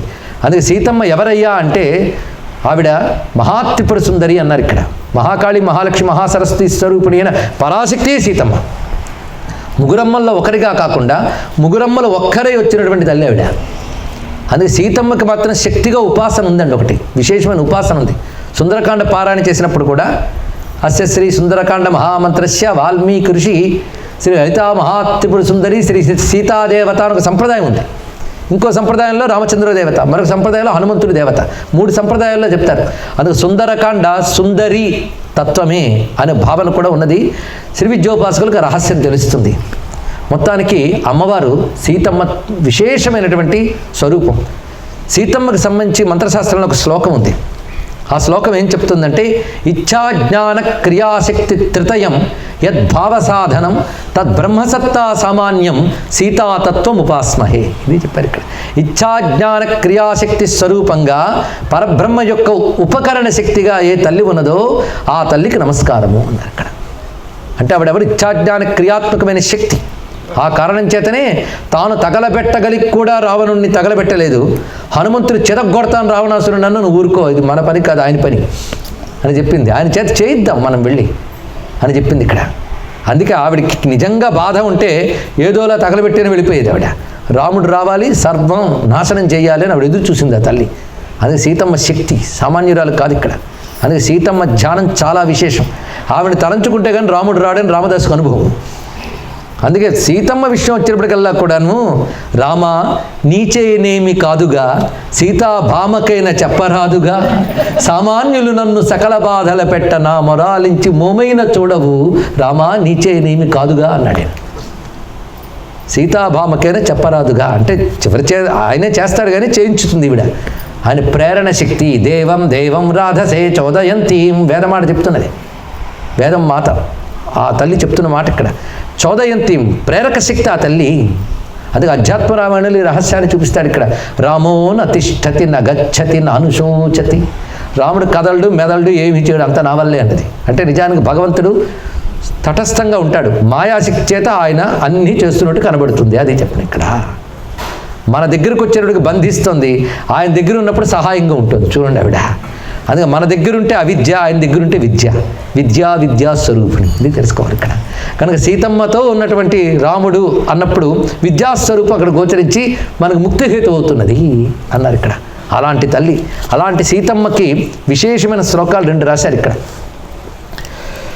విద్యుద్వర్ణోపమాంగీం వికచవరముఖీం విద్రుమాబాధరోష్ఠీం వేదండౌద్ధత్య కుంభ ప్రతికుచయుగళాం వేదిమధ్యావతంసాం శ్యామాం సంపుల్ల పద్మచ్ఛద నిభనయనాం చారుహాసాం సునాసాం సీతాం శ్రీరామదేవీం శ్రితజనవరదాం చింతయే అనంతమూర్తిం. సీతమ్మ ఎంత మహాశక్తి అంటే సీతమ్మని స్మరిస్తే ఎంత ధన్యులమవుతామని త్రిజట చెప్తుందండి సుందరకాండలో. అవే రహస్యాలు నిజానికి బయటకు కథలా కనబడుతూ ఉంటుంది. అంతవరకు రాక్షస స్త్రీలు సీతమ్మని బెదిరిస్తారు, భయపడతారు. సీతమ్మ మౌనంగా ఉంటుంది. ఆ సమయంలో త్రిజట మేల్కొని ఈమెను బాధించకండి, నాకు ఇప్పుడు కళ వచ్చింది, ఈ కళ ప్రభావం చేత వీళ్ళాయన విజయం సాధిస్తాడు, మన వాళ్ళందరూ నాశనం అయిపోతారు అనగానే వాళ్ళు భయం పుట్టుకుంది రాక్షస స్త్రీలకి. ఇప్పుడు కానీ ఇవాళ రోజులు బాగుంది కదా అని నోరు పారేసుకున్నాం, రేపు మొత్తం తిరకాసు అవుతుంది, అప్పుడు ఏంటి గతి? అందుకే ఎప్పుడు కూడా తొందరపడకూడదు. ఎన్ని రోజులు ఒక్కలా ఉండవు. రాక్షస స్త్రీలు చుట్టూ చూసి అనుకున్నారు ఇప్పుడు ఏం చేయాలి, భయంగా చూశారు సీతమ్మ వైపు. అప్పుడు ఒక మాట ఉంటుందండి త్రిజట, అవే రామాయణంలో రహస్యవాక్యాలు. ఇకనైనా నోరు మూయండి, చేసిన దాన్ని క్షమించమంటే వెంటనే అనుగ్రహిస్తుంది ఈ తల్లి అంటూ ప్రణిపాత ప్రసన్నాహి మైథిలీ జనకాత్మజ అలమేషా పరిత్రాతుం రాక్షస్యో మహతో భయాత్. ఈ మాట చెప్పాడు ఇక్కడ. ప్రణిపాత ప్రసన్నాహి మైథిలీ జనకాత్మజ. ఒక్కసారి నమస్కరిస్తే చాలు అపరాధాలన్నీ మరచిపోయి అనుగ్రహించే దయాస్వరూపిణి సీతమ్మ. ఈ ఒక్క తల్లి మనల్ని మహద్భయం నుంచి రక్షించగలదు. ఈ మాట అన్నది ఇక్కడ. అలమేషా పరిత్రాతుం రాక్షస్యో మహతో భయాత్. మహద్భయం నుంచి మనల్ని రక్షించగలిగేది ఈ తల్లియే అని చెప్పారు ఇక్కడ. అంటే అమ్మవారిని ఆశ్రయిస్తే మహద్భయం నుంచి బయటపడతాం. మహద్భయం అంటే అజ్ఞానం, సంసారం, దాని నుంచి బయటపెట్టగలిగేది ఈ తల్లి.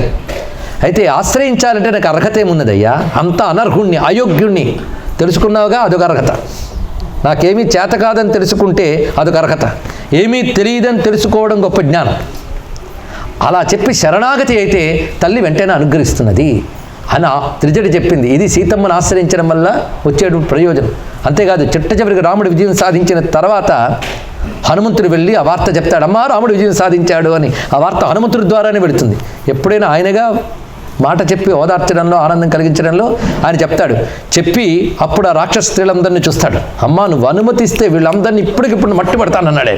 ఎందుకంటే నేను కొమ్మ మీద కూర్చున్నప్పుడు వీళ్ళు కారు కూతలు కూయడం నేను విన్నా. అప్పుడు సమయం కాదని కూరుకున్నా. వాళ్ళు ఎలాంటి మాట్లాడారని విన్నాను కనుక వాళ్ళని క్షమించను. చూసారా, భగవంతుడిని క్షమిస్తాడు కదా, భగవద్భక్తులు క్షమించను, వీళ్ళని ఇప్పుడే చంపేస్తానన్నాడు.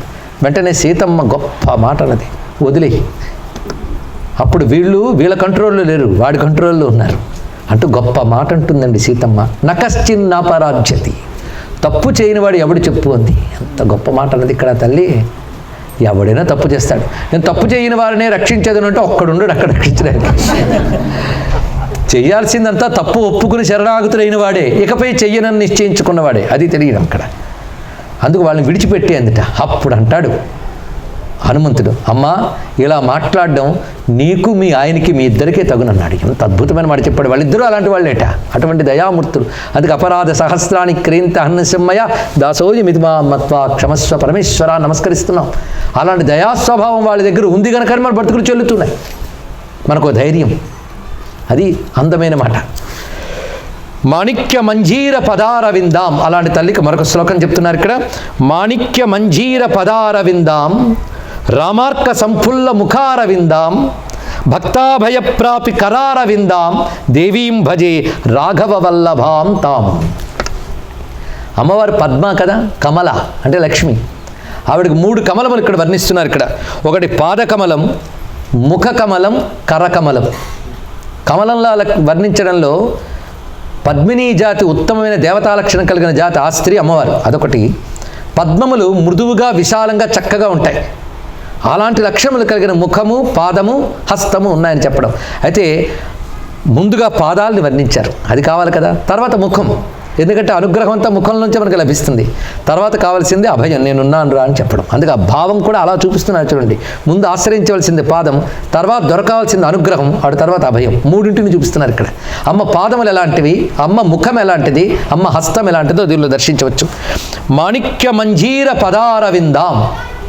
మాణిక్యములు పొదిగినటువంటి మువ్వలతో ఉన్న మంజీరము, కాలిపట్ట అమ్మ వేసుకున్నది ఇక్కడ. రామార్క సంఫుల్ల ముఖారవిందాం. పద్మం సూర్యుడిని చూస్తే వికసిస్తుంది, రామముఖం అనే సూర్యుడిని చూస్తే వికసించే అమ్మ ముఖ పద్మము అన్నారు ఇక్కడ. అంటే ఇక్కడ కూడా అమ్మ ముఖాన్ని వర్ణించారు, రాముని గుర్తు చేశారు చూడండి. దీన్ని శ్రీ విద్యా సంప్రదాయంలో సమయాచారం అంటారు. ఇక్కడ అమ్మని తలంచుకున్నప్పుడు అయ్య గుర్తు రావాలి, అయ్యను తలంచుకున్నప్పుడు అమ్మ గుర్తు రావాలి. ఇది శివశక్తి ఐక్య రూపిణి. వాళ్ళ ఇద్దరి సమత్వాన్ని తెలుసుకుని ఉపాసిస్తే సమయాచారం, అది గొప్ప సాధన. అందుకని విడిగా శివుడు విడిగా శక్తి కాదు, ఉభయుల్ని స్మరించాలి. ఎందుకంటే ఒక్క అమ్మ ఉన్నా లాభం లేదు, ఒక్క అయ్య ఉన్నా లాభం లేదు. అమ్మ అయ్య ఉంటేనే అమ్మయ్య. ఆ భావం మనం గుర్తుపెట్టుకుని ఇక్కడ ఆ తత్వాన్ని తలంచుకుంటున్నాం. అందుకే రామార్క సంఫుల్ల ముఖారవిందాం భక్తాభయప్రాపి కరారవిందాం. భక్తులకు అభయమిచ్చేటువంటి హస్తపద్మం కలిగిన అమ్మవారికి నమస్కారము. ఇంకా సీతమ్మ అనుగ్రహం ఈ విధంగా మనకు అందిస్తూ మరొక ఆశ్వాసంలో అయితే సాకేతంలో మనం తిప్పుతాడండి మహానుభావుడు. కొన్ని శ్లోకముల వరుసగా అయోధ్యలో విహరింపజేస్తాడు. అయోధ్య అంటే రాముడు సంచరిస్తున్న అయోధ్య. ఇప్పుడు అది ఎలా ఉంది మనకు అనవసరం, మన భావంలో అయోధ్యను చూద్దాం. నిన్ననే అయోధ్య అంటే చెప్పుకున్నాగా. ఇప్పుడు సాకేత జ్ఞానం చాలా వర్ణించారు ఇక్కడ. నేను ఒకటి రెండే చెప్తున్నాను, ఎందుకంటే హృదయంలో ఆ మూర్తులు స్ఫురిస్తే చాలు. ఎలాంటి మూర్తులను చెప్తున్నాడంటే, సాకేతే మణి నిర్మితే ప్రబలసత్ సౌధాయుతానాంశతే అంతర్గేహమతీత భానునిలయే చంచత్ పతాకోజ్వలే హర్మ్యే భర్మమయే ఘనాఘనరవైర్ఘంటాశతైరవృతే డోలాకల్ప విహారిణం రఘుపతిం సీతాసమేతం భజే. అది అందమైన అయోధ్య, రమ్యమైన భవనాలు, అందులో రామమూర్తి ఉన్నటువంటి అంతఃపుర భవన సముదాయం. ఆ సముదాయము రమ్యమైనటువంటి బురుజులతో సముద ఉపరి భాగములతో శోభిల్లుతున్నది. వాటికి రమ్యమైన పతాకములు, జెండాలు ఉన్నాయి, తోరణములు ఉన్నాయి. ఆ నడుమ అద్భుతమైన మండపం. ఆ మండప మధ్యంలో విశాలమైన స్తంభాలకి కట్టబడి ఒక రమ్యమైన స్వర్ణ డోల, అంటే బంగారు ఊయలు ఉందిట. ఆ ఊయలలో సీతా సమేతం రఘురామం, ఆ ఊయలలో సీతమ్మతో కూర్చుని ఊగుతున్న రామమూర్తిని ధ్యానిస్తున్నాను అన్నాడు. ఉపాసనలో ఇన్ని ప్రక్రియలు ఉంటాయండి. మనం ఇదేదో ఇది రుచ్యులు అనుకుంటాం. అదే రుచ్యులైతే వేదాంతాన్ని అద్భుతంగా వర్ణించినటువంటి అన్నమాచార్య, త్యాగరాజు వీళ్ళందరూ కూడా ఉయ్యాల పాటలు ఎందుకు రాశారండి? లాలనుచు నూచేరు లలన ఇరుగడల బాలగండవర గోపాల నిన్నుచాల అన్నాడు అన్నమయ్య. మరి త్యాగయ్య అయితే ఉయ్యాలలుగవయ్య సయ్యాట పాటలను సత్సార్వభౌమ అని కీర్తించాడే లేదా? ఏమిటా ఈ ఊయల? ఒక్కొక్క ధ్యానానికి ఒక్కొక్క ప్రయోజనం ఉంది. శ్రీ విద్యా శాస్త్రంలో ఏం చెప్తున్నాయంటే, ఇది శంకరుల వారు చతుషష్ఠి ఉపచార పూజా స్తోత్రాలను కూడా రచిస్తారు.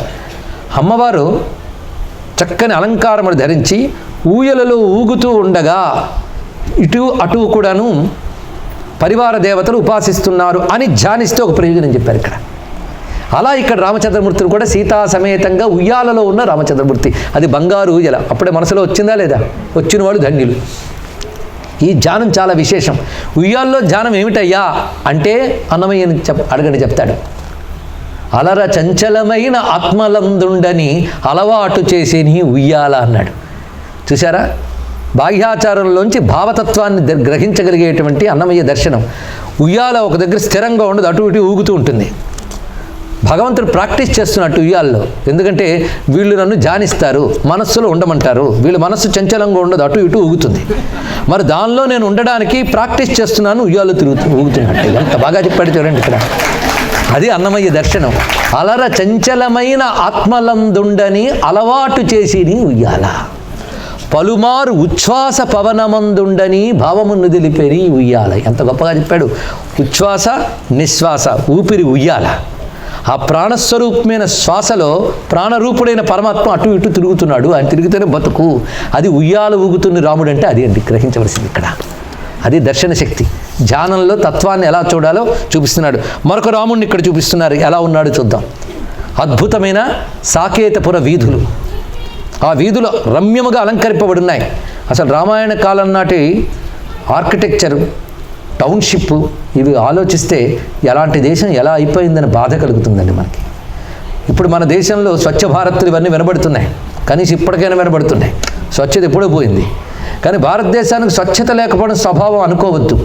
భారతదేశానికి ఉన్నంత నాగరికత ఆ కాలంలో ఇతర దేశాల్లో లేదు, తెలుసుకోండి ఇక్కడ. ఇప్పటికీ అన్నం ఒక చేత్తో తినాలన్న నాగరికత కూడా లేని జాతుల్లో ఉన్నాం మనం ఇక్కడ. మనం కూడా 2 చేతులు తినడం నాగరికత అనుకుంటున్నాం, పశువుల్లాగా. ఒంటి చేత్తో కుడి చేత్తో భోజనం చేయడం నాగరికత, కూర్చుని భోజనం చేయడం నాగరికత, ఏది పెడితే ఏది ఎలా పెడితే తినడం పశు నాగరికత. ఇది తెలుసుకోవాలి. ఇక్కడ కోపగించుకోవద్దండి. మహా అయితే రేపటి నుంచి రారు కదా, అలాగే రేపటి నుంచి ప్రయోజనం లేదు, అందుకే ఆఖరిలో చెప్పుకుంటున్నాం. ఇలాంటివన్నీ కూడా వచ్చే ఏడాది చూసుకుందాం. సరే, మొత్తానికి నాగరికత లక్షణాలు ఇవన్నీ కూడా. పండిన నాగరికతలో సంస్కారాలు ఉంటాయండి. అందుకే మనవన్నీ నాగరికత, మన సంస్కృతులన్నీ నాగరికత. ఆ నాగరికతల్లో ఇతర దేశాలు ఇతరులు వచ్చి దాడి చేసి అనుక్షణం ప్రాణాలు గుప్పెట్లో పట్టుకునేంత భయకంపితమైన వాతావరణం ఏర్పాటు చేసి అనుక్షణం ధ్వంసం ధ్వంసం ధ్వంసం పనులుగా చేసి కొన్ని 100 ఏళ్ళు నాశనం చేస్తే భారతదేశంలో తయారైంది. కానీ ప్రపంచానికి స్వచ్ఛత, పవిత్రత తమ గ్రంథాల్లో వర్ణించింది యుగాల నాడు. ఒకసారి రామాయణం చదవండి. ఆనాడు స్ట్రక్చర్ ఎలా ఉంది, రోడ్లు ఎలా ఉండేవి, అలా చదవాలి. వాటి కోసం అర్థం చేసుకుంటే అలాంటి భారతదేశాన్ని మళ్ళీ మనం తెచ్చుకోవాలని రాముడిని ఆశ్రయిద్దాం. ఆయన మన బుద్ధుల్ని బాగు చేయాలి, అవినీతిని నిర్మూలించాలి, ధర్మమూర్తి భవించిన రాముడే మన రాజీ పాలించాలి. వాటికి ఇదే ఆర్తి.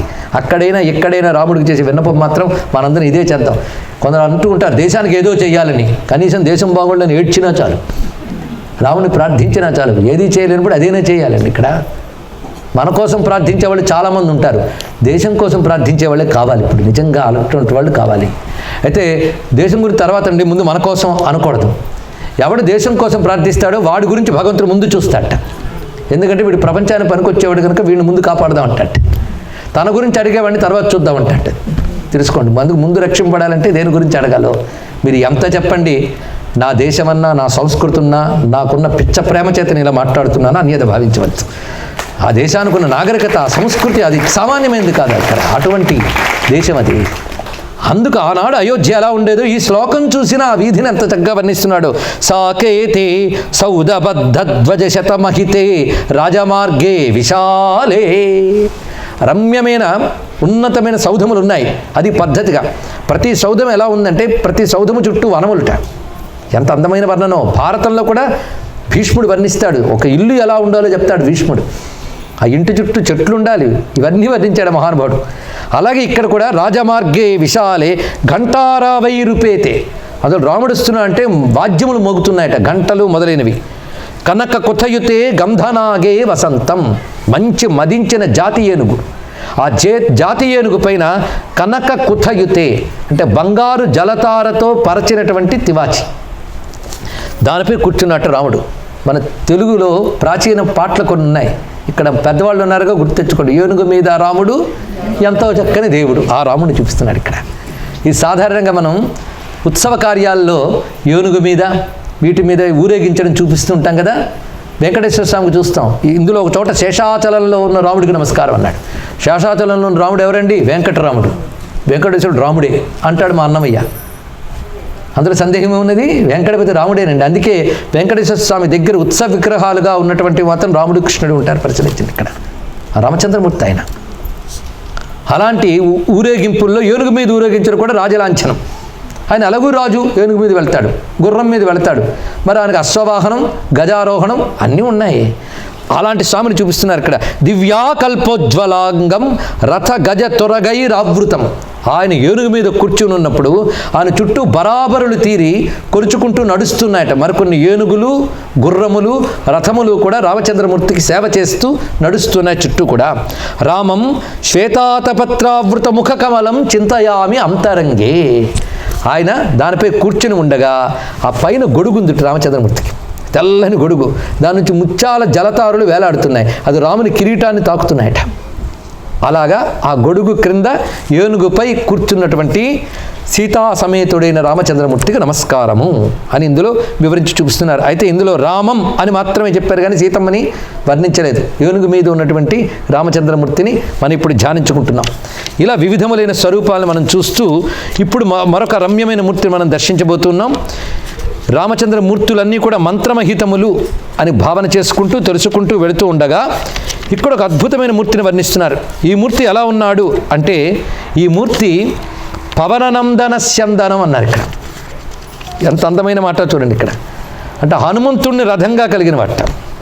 ఇదేమిటండి చిత్రమైన మాట అన్న మాటకి ఇక్కడ అందమైన భావం ఏంటంటే హనుమంతుడు రథముగా కలగడం అనేది చాలా గొప్ప విశేషమైన అంశం. హనుమంతుడు రాముడు భుజాల మీద కూర్చున్నాడుగా హనుమంతునికి, ఆ మూర్తిని ఇక్కడ ధ్యానిస్తున్నాం. ఈ భావించేటప్పుడు ఇందులో ప్రయోజనం ఉంది. హనుమంతుడి భుజంపై ఉన్నటువంటి రాముడిని ధ్యానించడం అనేది ఒక రమ్యమైన ఉపాసనా మార్గం. 2 సార్లు మనకు ప్రధానంగా కనబడుతుంది ఈ స్వరూపం. ఒకటి, సుగ్రీవుడితో స్నేహం చేసేటప్పుడు రామలక్ష్మణుని భుజాల మీద ఎత్తుకుని తీసుకెళ్ళాడు ఆయన. రెండవ మారు రావణాసురుడు మొట్టమొదటి యుద్ధానికి వచ్చినప్పుడు మహాప్రతాపాన్ని చూపిస్తాడు. ఆ ప్రతాపంతో లక్ష్మణస్వామి కింద పడిపోతాడు. అప్పుడు లక్ష్మణుని ఎత్తుకుపోదామని ప్రయత్నిస్తాడు రావణాసురుడు. వాడి వల్ల కాదు. అప్పుడు హనుమంతుడు రావణాసురుని ఒక్కడ కొట్టి లక్ష్మణస్వామిని ఎత్తుకు తీసుకెళ్తాడు. అప్పుడక్కడున్న సుషేనుడు వైద్యం చేస్తాడు, లక్ష్మణస్వామి లేచి కూర్చుంటాడు. ఈ లోపల రాముడు రావణుడితో యుద్ధం చేస్తాడట. యుద్ధం చేసినప్పుడు రావణాసురుడు రథం ముక్కలైపోతుంది, గుర్రములు పడిపోతాయి, సారథి దెబ్బతింటాడు. ఆయన కింద నిలబడతాడట రావణాసురుడు, కిరీటం కింద పడిపోతుంది. అప్పుడు రాముడు చూసి, బాగా అలసిపోయే వెళ్ళి విశ్రాంతి తీసుకురా అంటాడు అక్కడ. అయితే ఈ రావణుడితో యుద్ధానికి మొట్టమొదటి యుద్ధానికి సిద్ధపడ్డప్పుడు రావణుడికి రథం ఉంది, రాముడికి రథం లేదు. చివరిలో కదా దేవతలు తెచ్చారు, మొదట లేదు. రాముడు నేల మీద ఉన్నాడు, రావణుడు రథం మీద ఉన్నాడు. ఇది చూసి తట్టుకోలేకపోయాడు హనుమంతుడు. వచ్చి, రామా, ఆయనేమో పైన, నువ్వు కింద, నేను ఒప్పుకోను, నీకు రథం కావాలి. అవతల ఏ శత్రువు దెబ్బతీయలేని రథం నా స్వరూపము అన్నాడు ఇక్కడ. అందుకు నా భుజం మీద ఎక్కువ క్షేమమైన రథం ఇది అన్నాడు ఇక్కడ. అందుకే ఇప్పటికీ హనుమద్వాహనము అని ప్రత్యేకమైన సేవ చేస్తారు స్వామికి. అలాంటి హనుమంతునే స్యందనముగా కలిగినటువంటి పవననందన స్యందనమైనటువంటి మూర్తికి నమస్కారము అనే భావాన్ని మనకి వర్ణించి చూపిస్తున్నారు రామకర్ణామృతకర్త. అలాంటి స్వరూపానికి మనం నమస్కారం చేసుకుంటూ తర్వాత మరికొన్ని విశేషమైన స్వరూపాలను మనం తెలుసుకుంటున్నాం. ఇందులో ప్రధానంగా వర్ణించిన వర్ణనల్లో ఏకశ్లోకి రామాయణం, ఇది చాలామందికి తెలిసి ఉంటుందండి. ఈ ఏకశ్లోకి రామాయణానికి వెళ్లే ముందు పవననందన స్యందనం శ్లోకం చెప్పుకుని వెళ్ళిపోదాం. నదీరమణ బంధనం మతిమతాముదారం ధనం జగద్విగత రంధనం.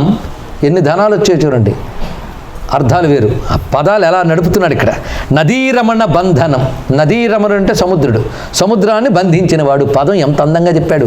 నదీరమణ బంధనం మతిమతాం ఉదారం ధనం. బుద్ధిమంతులకి ధారాళమైన ధనస్వరూపుడు ఇతడు. జగద్విగత రంధనం అంటే జగత్తుకి తాపము లేకుండా చేసేవాడు. సకల కామ నిశ్యందనం, అన్ని కోరికలు తీర్చేవాడు. విలిప్త హరిచందనం, హరిచందనాన్ని అలదుకున్నవాడు. వినుత యాత సంక్రందనం, సంక్రందనం అంటే ఇంద్రుడు, ఇంద్రుడి చేత నమస్కరింపబడుతున్నటువంటి వాడు. భజామి రఘునందనం పవననందన స్యందనం అన్నారు ఇక్కడ. అలాంటి స్వామికి నమస్కారం చేసుకుని ఏకశ్లోకి రామాయణం అంటే రామాయణాన్ని మనం విస్తారంగా చెప్పాలి అంటే రామాయణం అంతా ఉంది, 24,000 శ్లోకాలు. ఒక్క శ్లోకంలో రామాయణం చెప్పాడు. ఒక్క శ్లోకంలో రామాయణాలు 3 ఇచ్చాడు ఆయన. ఇందులో జగత్ప్రసిద్ధి చెందిన ఒక శ్లోకం ఉంది, అది రామకర్ణామృతంలోది. ఆదౌ రామ తపోవనానుగమనం హత్వామృగం కాంచనం వైదేహీ హరణం జటాయు మరణం సుగ్రీవ సంభాషణం వాలేర్ నిగ్రహణం సముద్రతరణం లంకాపురి దాహనం పశ్చాద్రావణ కుంభకర్ణ వధనం చైతద్ధి రామాయణం. దీన్ని వ్యాఖ్యానం చెప్పక్కర్లేదు, దేని తర్వాత ఇన్సిడెంటే చక్కగా ఉన్నది. అలాంటివి మరొక 2 ఉన్నాయి. జన్మాదవు క్రతురక్షణం, ఇక్కడ చూడండి క్రతురక్షణం, యజ్ఞరక్షణ. ఇప్పుడు యజ్ఞరాముడిని మనం ఆవిష్కరిద్దాం.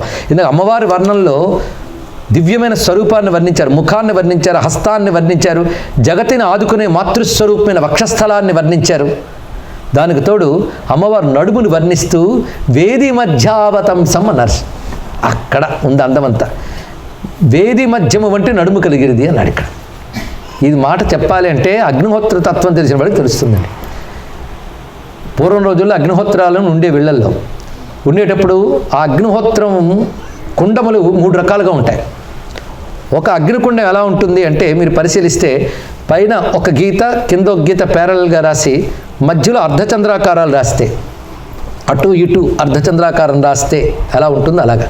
ఇప్పుడు కొన్ని ఇసుక గడియారాలు ఉంటాయి, ఆ టైప్ మీరు పరిశీలిస్తే అంటే పైన స్థూలంగా వస్తుంది, మధ్యలో సన్నగా వస్తుంది, మళ్ళీ కిందకి స్థూలంగా వస్తుంది. అది అలాంటి అగ్నిహోత్రం వేదిక ఒకటి ఉంటుంది. అలాంటి అగ్నిహోత్ర వేదిక వంటి నడుము కలది అన్నాడు ఇక్కడ.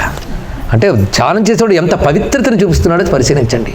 అది యజ్ఞ పరిభాష తెలిస్తే, అంటే యజ్ఞంలో వాడి టెర్మినాలజీ మనకు తెలిస్తే రామాయణంలో అద్భుతాలు కనబడతాయండి ఇక్కడ. అందుకే యజ్ఞాలు అవన్నీ మర్చిపోయిన కాలం కలికాలం. కానీ తరించాలంటే యజ్ఞం తప్ప మరొక మార్గం లేదు. యజ్ఞమార్గం లేకపోతే తరించలేము అని గీతలో స్వామి చెప్పాడు. యజ్ఞమార్గం లేని వాడి జీవితం అఘాయురింద్రియారామో మోఘపార్థ సజీవతి అన్నాడు. మరి ఇప్పుడు యజ్ఞాలు ఏమయ్యాయి? దేవయజ్ఞం లేదు, పితృయజ్ఞం లేదు, ఋషి యజ్ఞం లేదు. ఒకటే యజ్ఞం, తినడం, తిరగడం, నిద్రపోవడం. అదే పెద్ద జీవితం అనుకోవడం భ్రాంతి.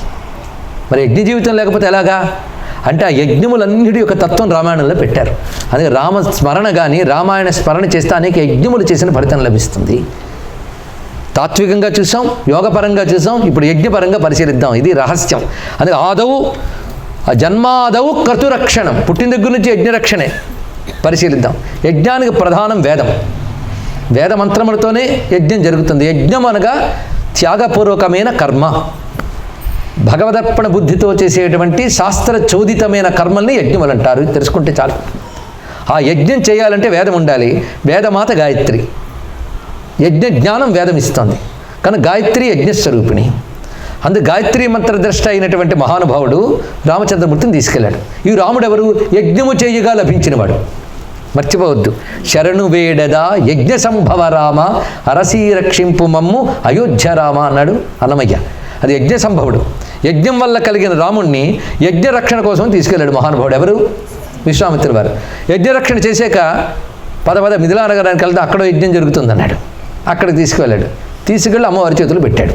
ఆ అమ్మవారు ఎవరు? యజ్ఞం చెయ్యాలి అని చెప్పి యజ్ఞ భూమిని దున్నుతున్నాడు జనక మహారాజు. ఎందుకు? యజ్ఞం చేయాలంటే ముందు భూమి శుద్ధి కావాలి. భూమి శుద్ధి చేయాలంటే దున్నాలి. ఇది పూర్వం పద్ధతులు అవండి. ఇల్లు కట్టాలన్నా యజ్ఞశాల కట్టాలన్నా ముందు భూమిని దున్నేవారు. అప్పుడు భూమిలో ఉన్న దోషం పోతుందట. వాటిపై నవధాన్యాలు చల్లేవారు.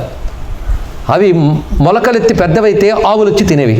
అప్పుడు భూమి శుద్ధమైతే అప్పుడు యజ్ఞశాల నిర్మాణం చేస్తారు. యజ్ఞశాల నిర్మాణం అయ్యాక మళ్ళీ ఆవును పంపిస్తారు. ఇందులో అన్నీ పోయాయి, కానీ గృహప్రవేశంలో ఇంట్లో ఆవుకు తేవడం మాత్రం మిగిలింది. మనకి మిగిలినవన్నీ పోయాయి. ఇది పద్ధతి.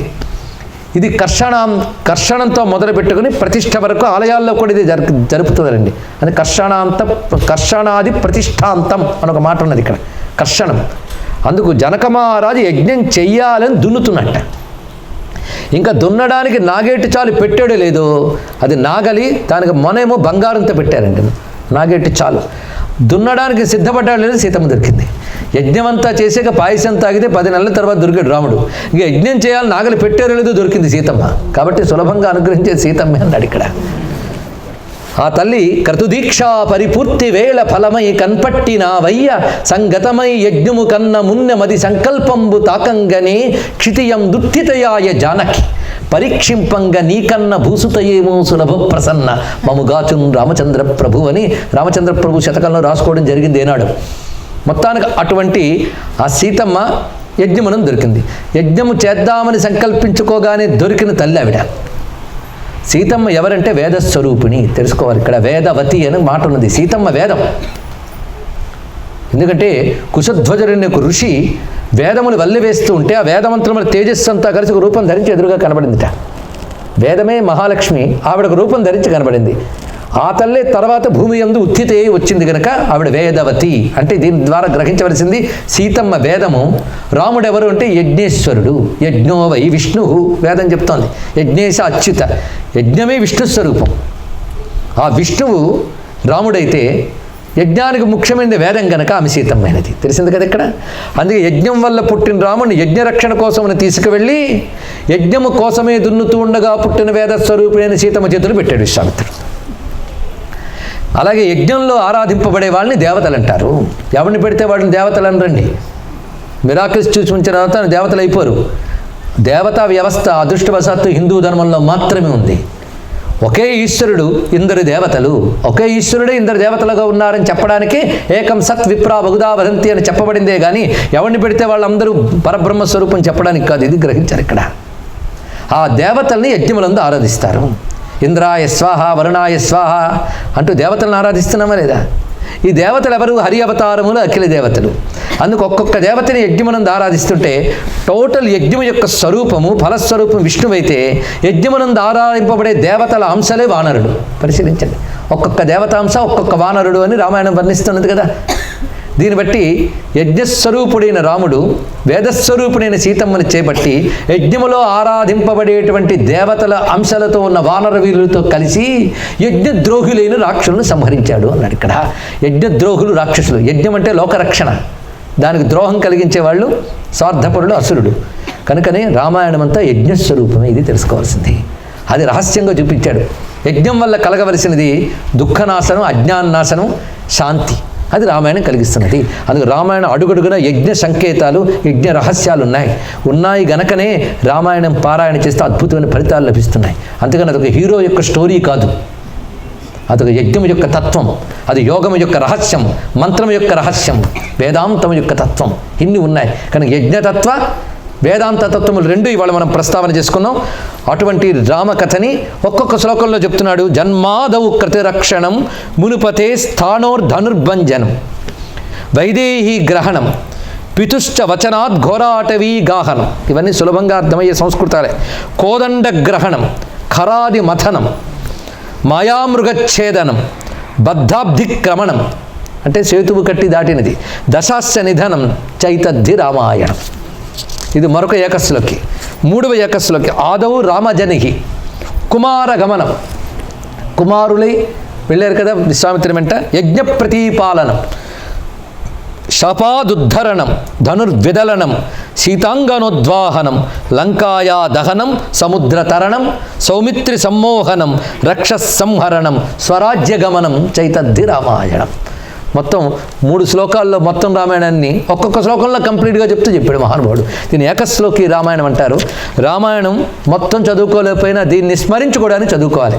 స్మరించుకోవడానికి కానీ తెలుసుకోవడానికి మొత్తం రామాయణం చదవాలండి. ఇటువంటి రామకర్ణామృతం పూర్తి చేసుకుంటూ చివరిగా రామాయాపన్ నివారణే అనే శ్లోకాన్ని నమః కోదండహస్తాయ సందీపిత శరాయ చ దండితాఖిల దైత్యాయ రామాయాపన్ నివారిణే. ఇది ఆపదుద్ధారక స్తోత్రంలో ఒక వాక్యం. అది ఇందులో కనబడుతుంది మనకి రామకర్ణామృతంలో. రాముడు ఆపదుద్ధారకుడు, ఇది తెలుసుకోవాలి. అందుకే రామ మంత్రాల్లో మరొక మంత్రం ఉంది మంత్రశాస్త్రంలో. ఆపదామపహర్తారం దాతారం సర్వసంపదాం లోకాభిరామం శ్రీరామం భూయో భూయో నమామ్యం. 3 మంత్రములు మనం ఇక్కడ ప్రధానంగా చెప్పుకున్నాము.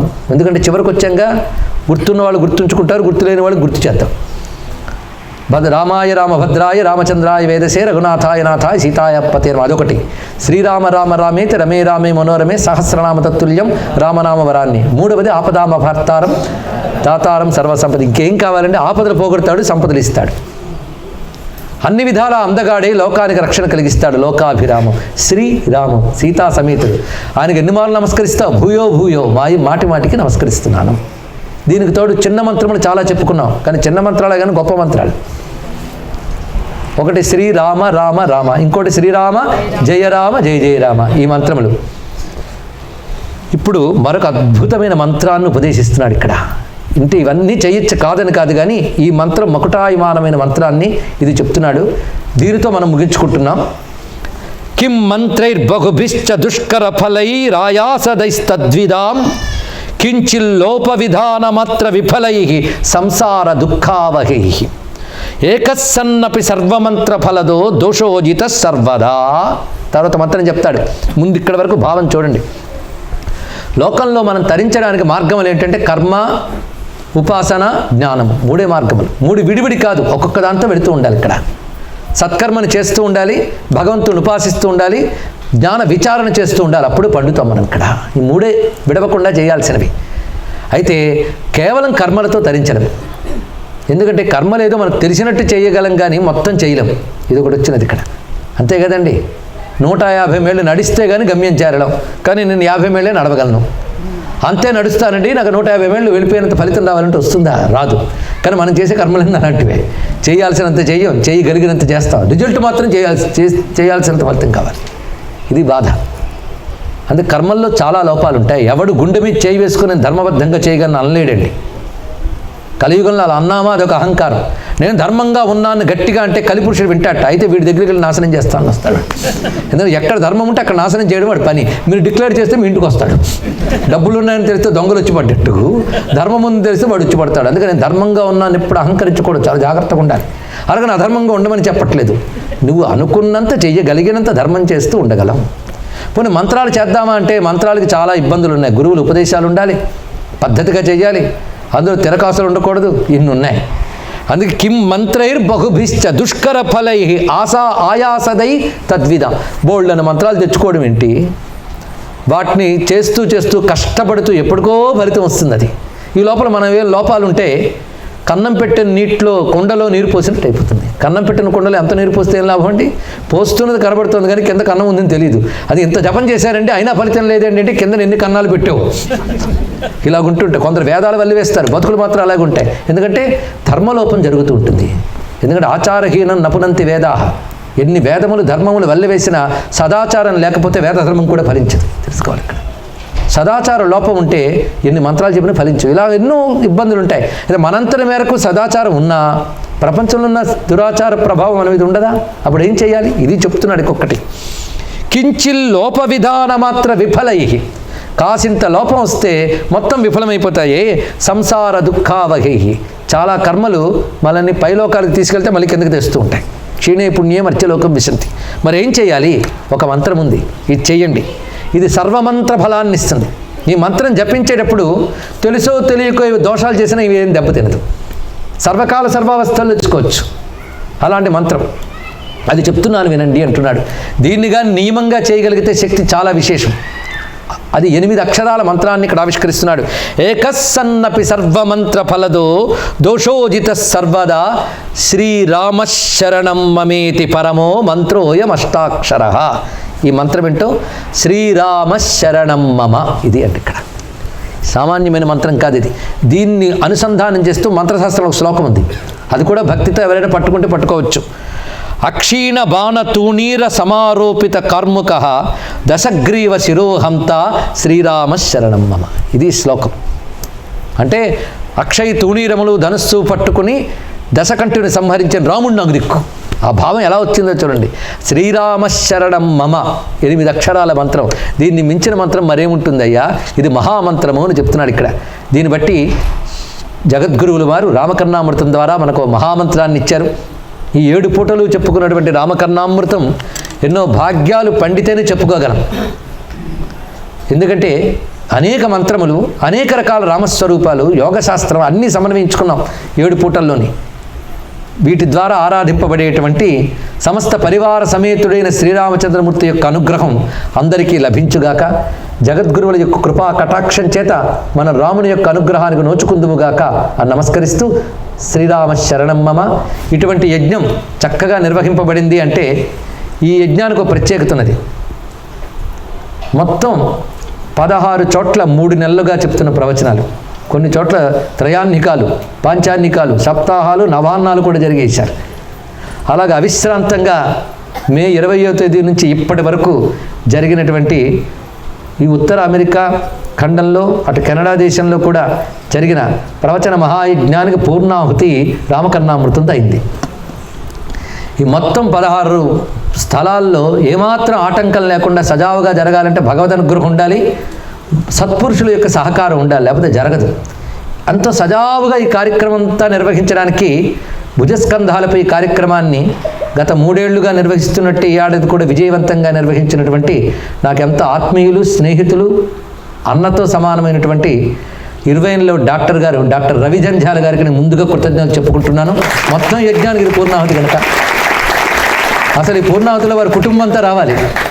కుటుంబం తరపున ప్రతినిధిగా వారి మన సోదరి వచ్చారు. చాలా సంతోషం.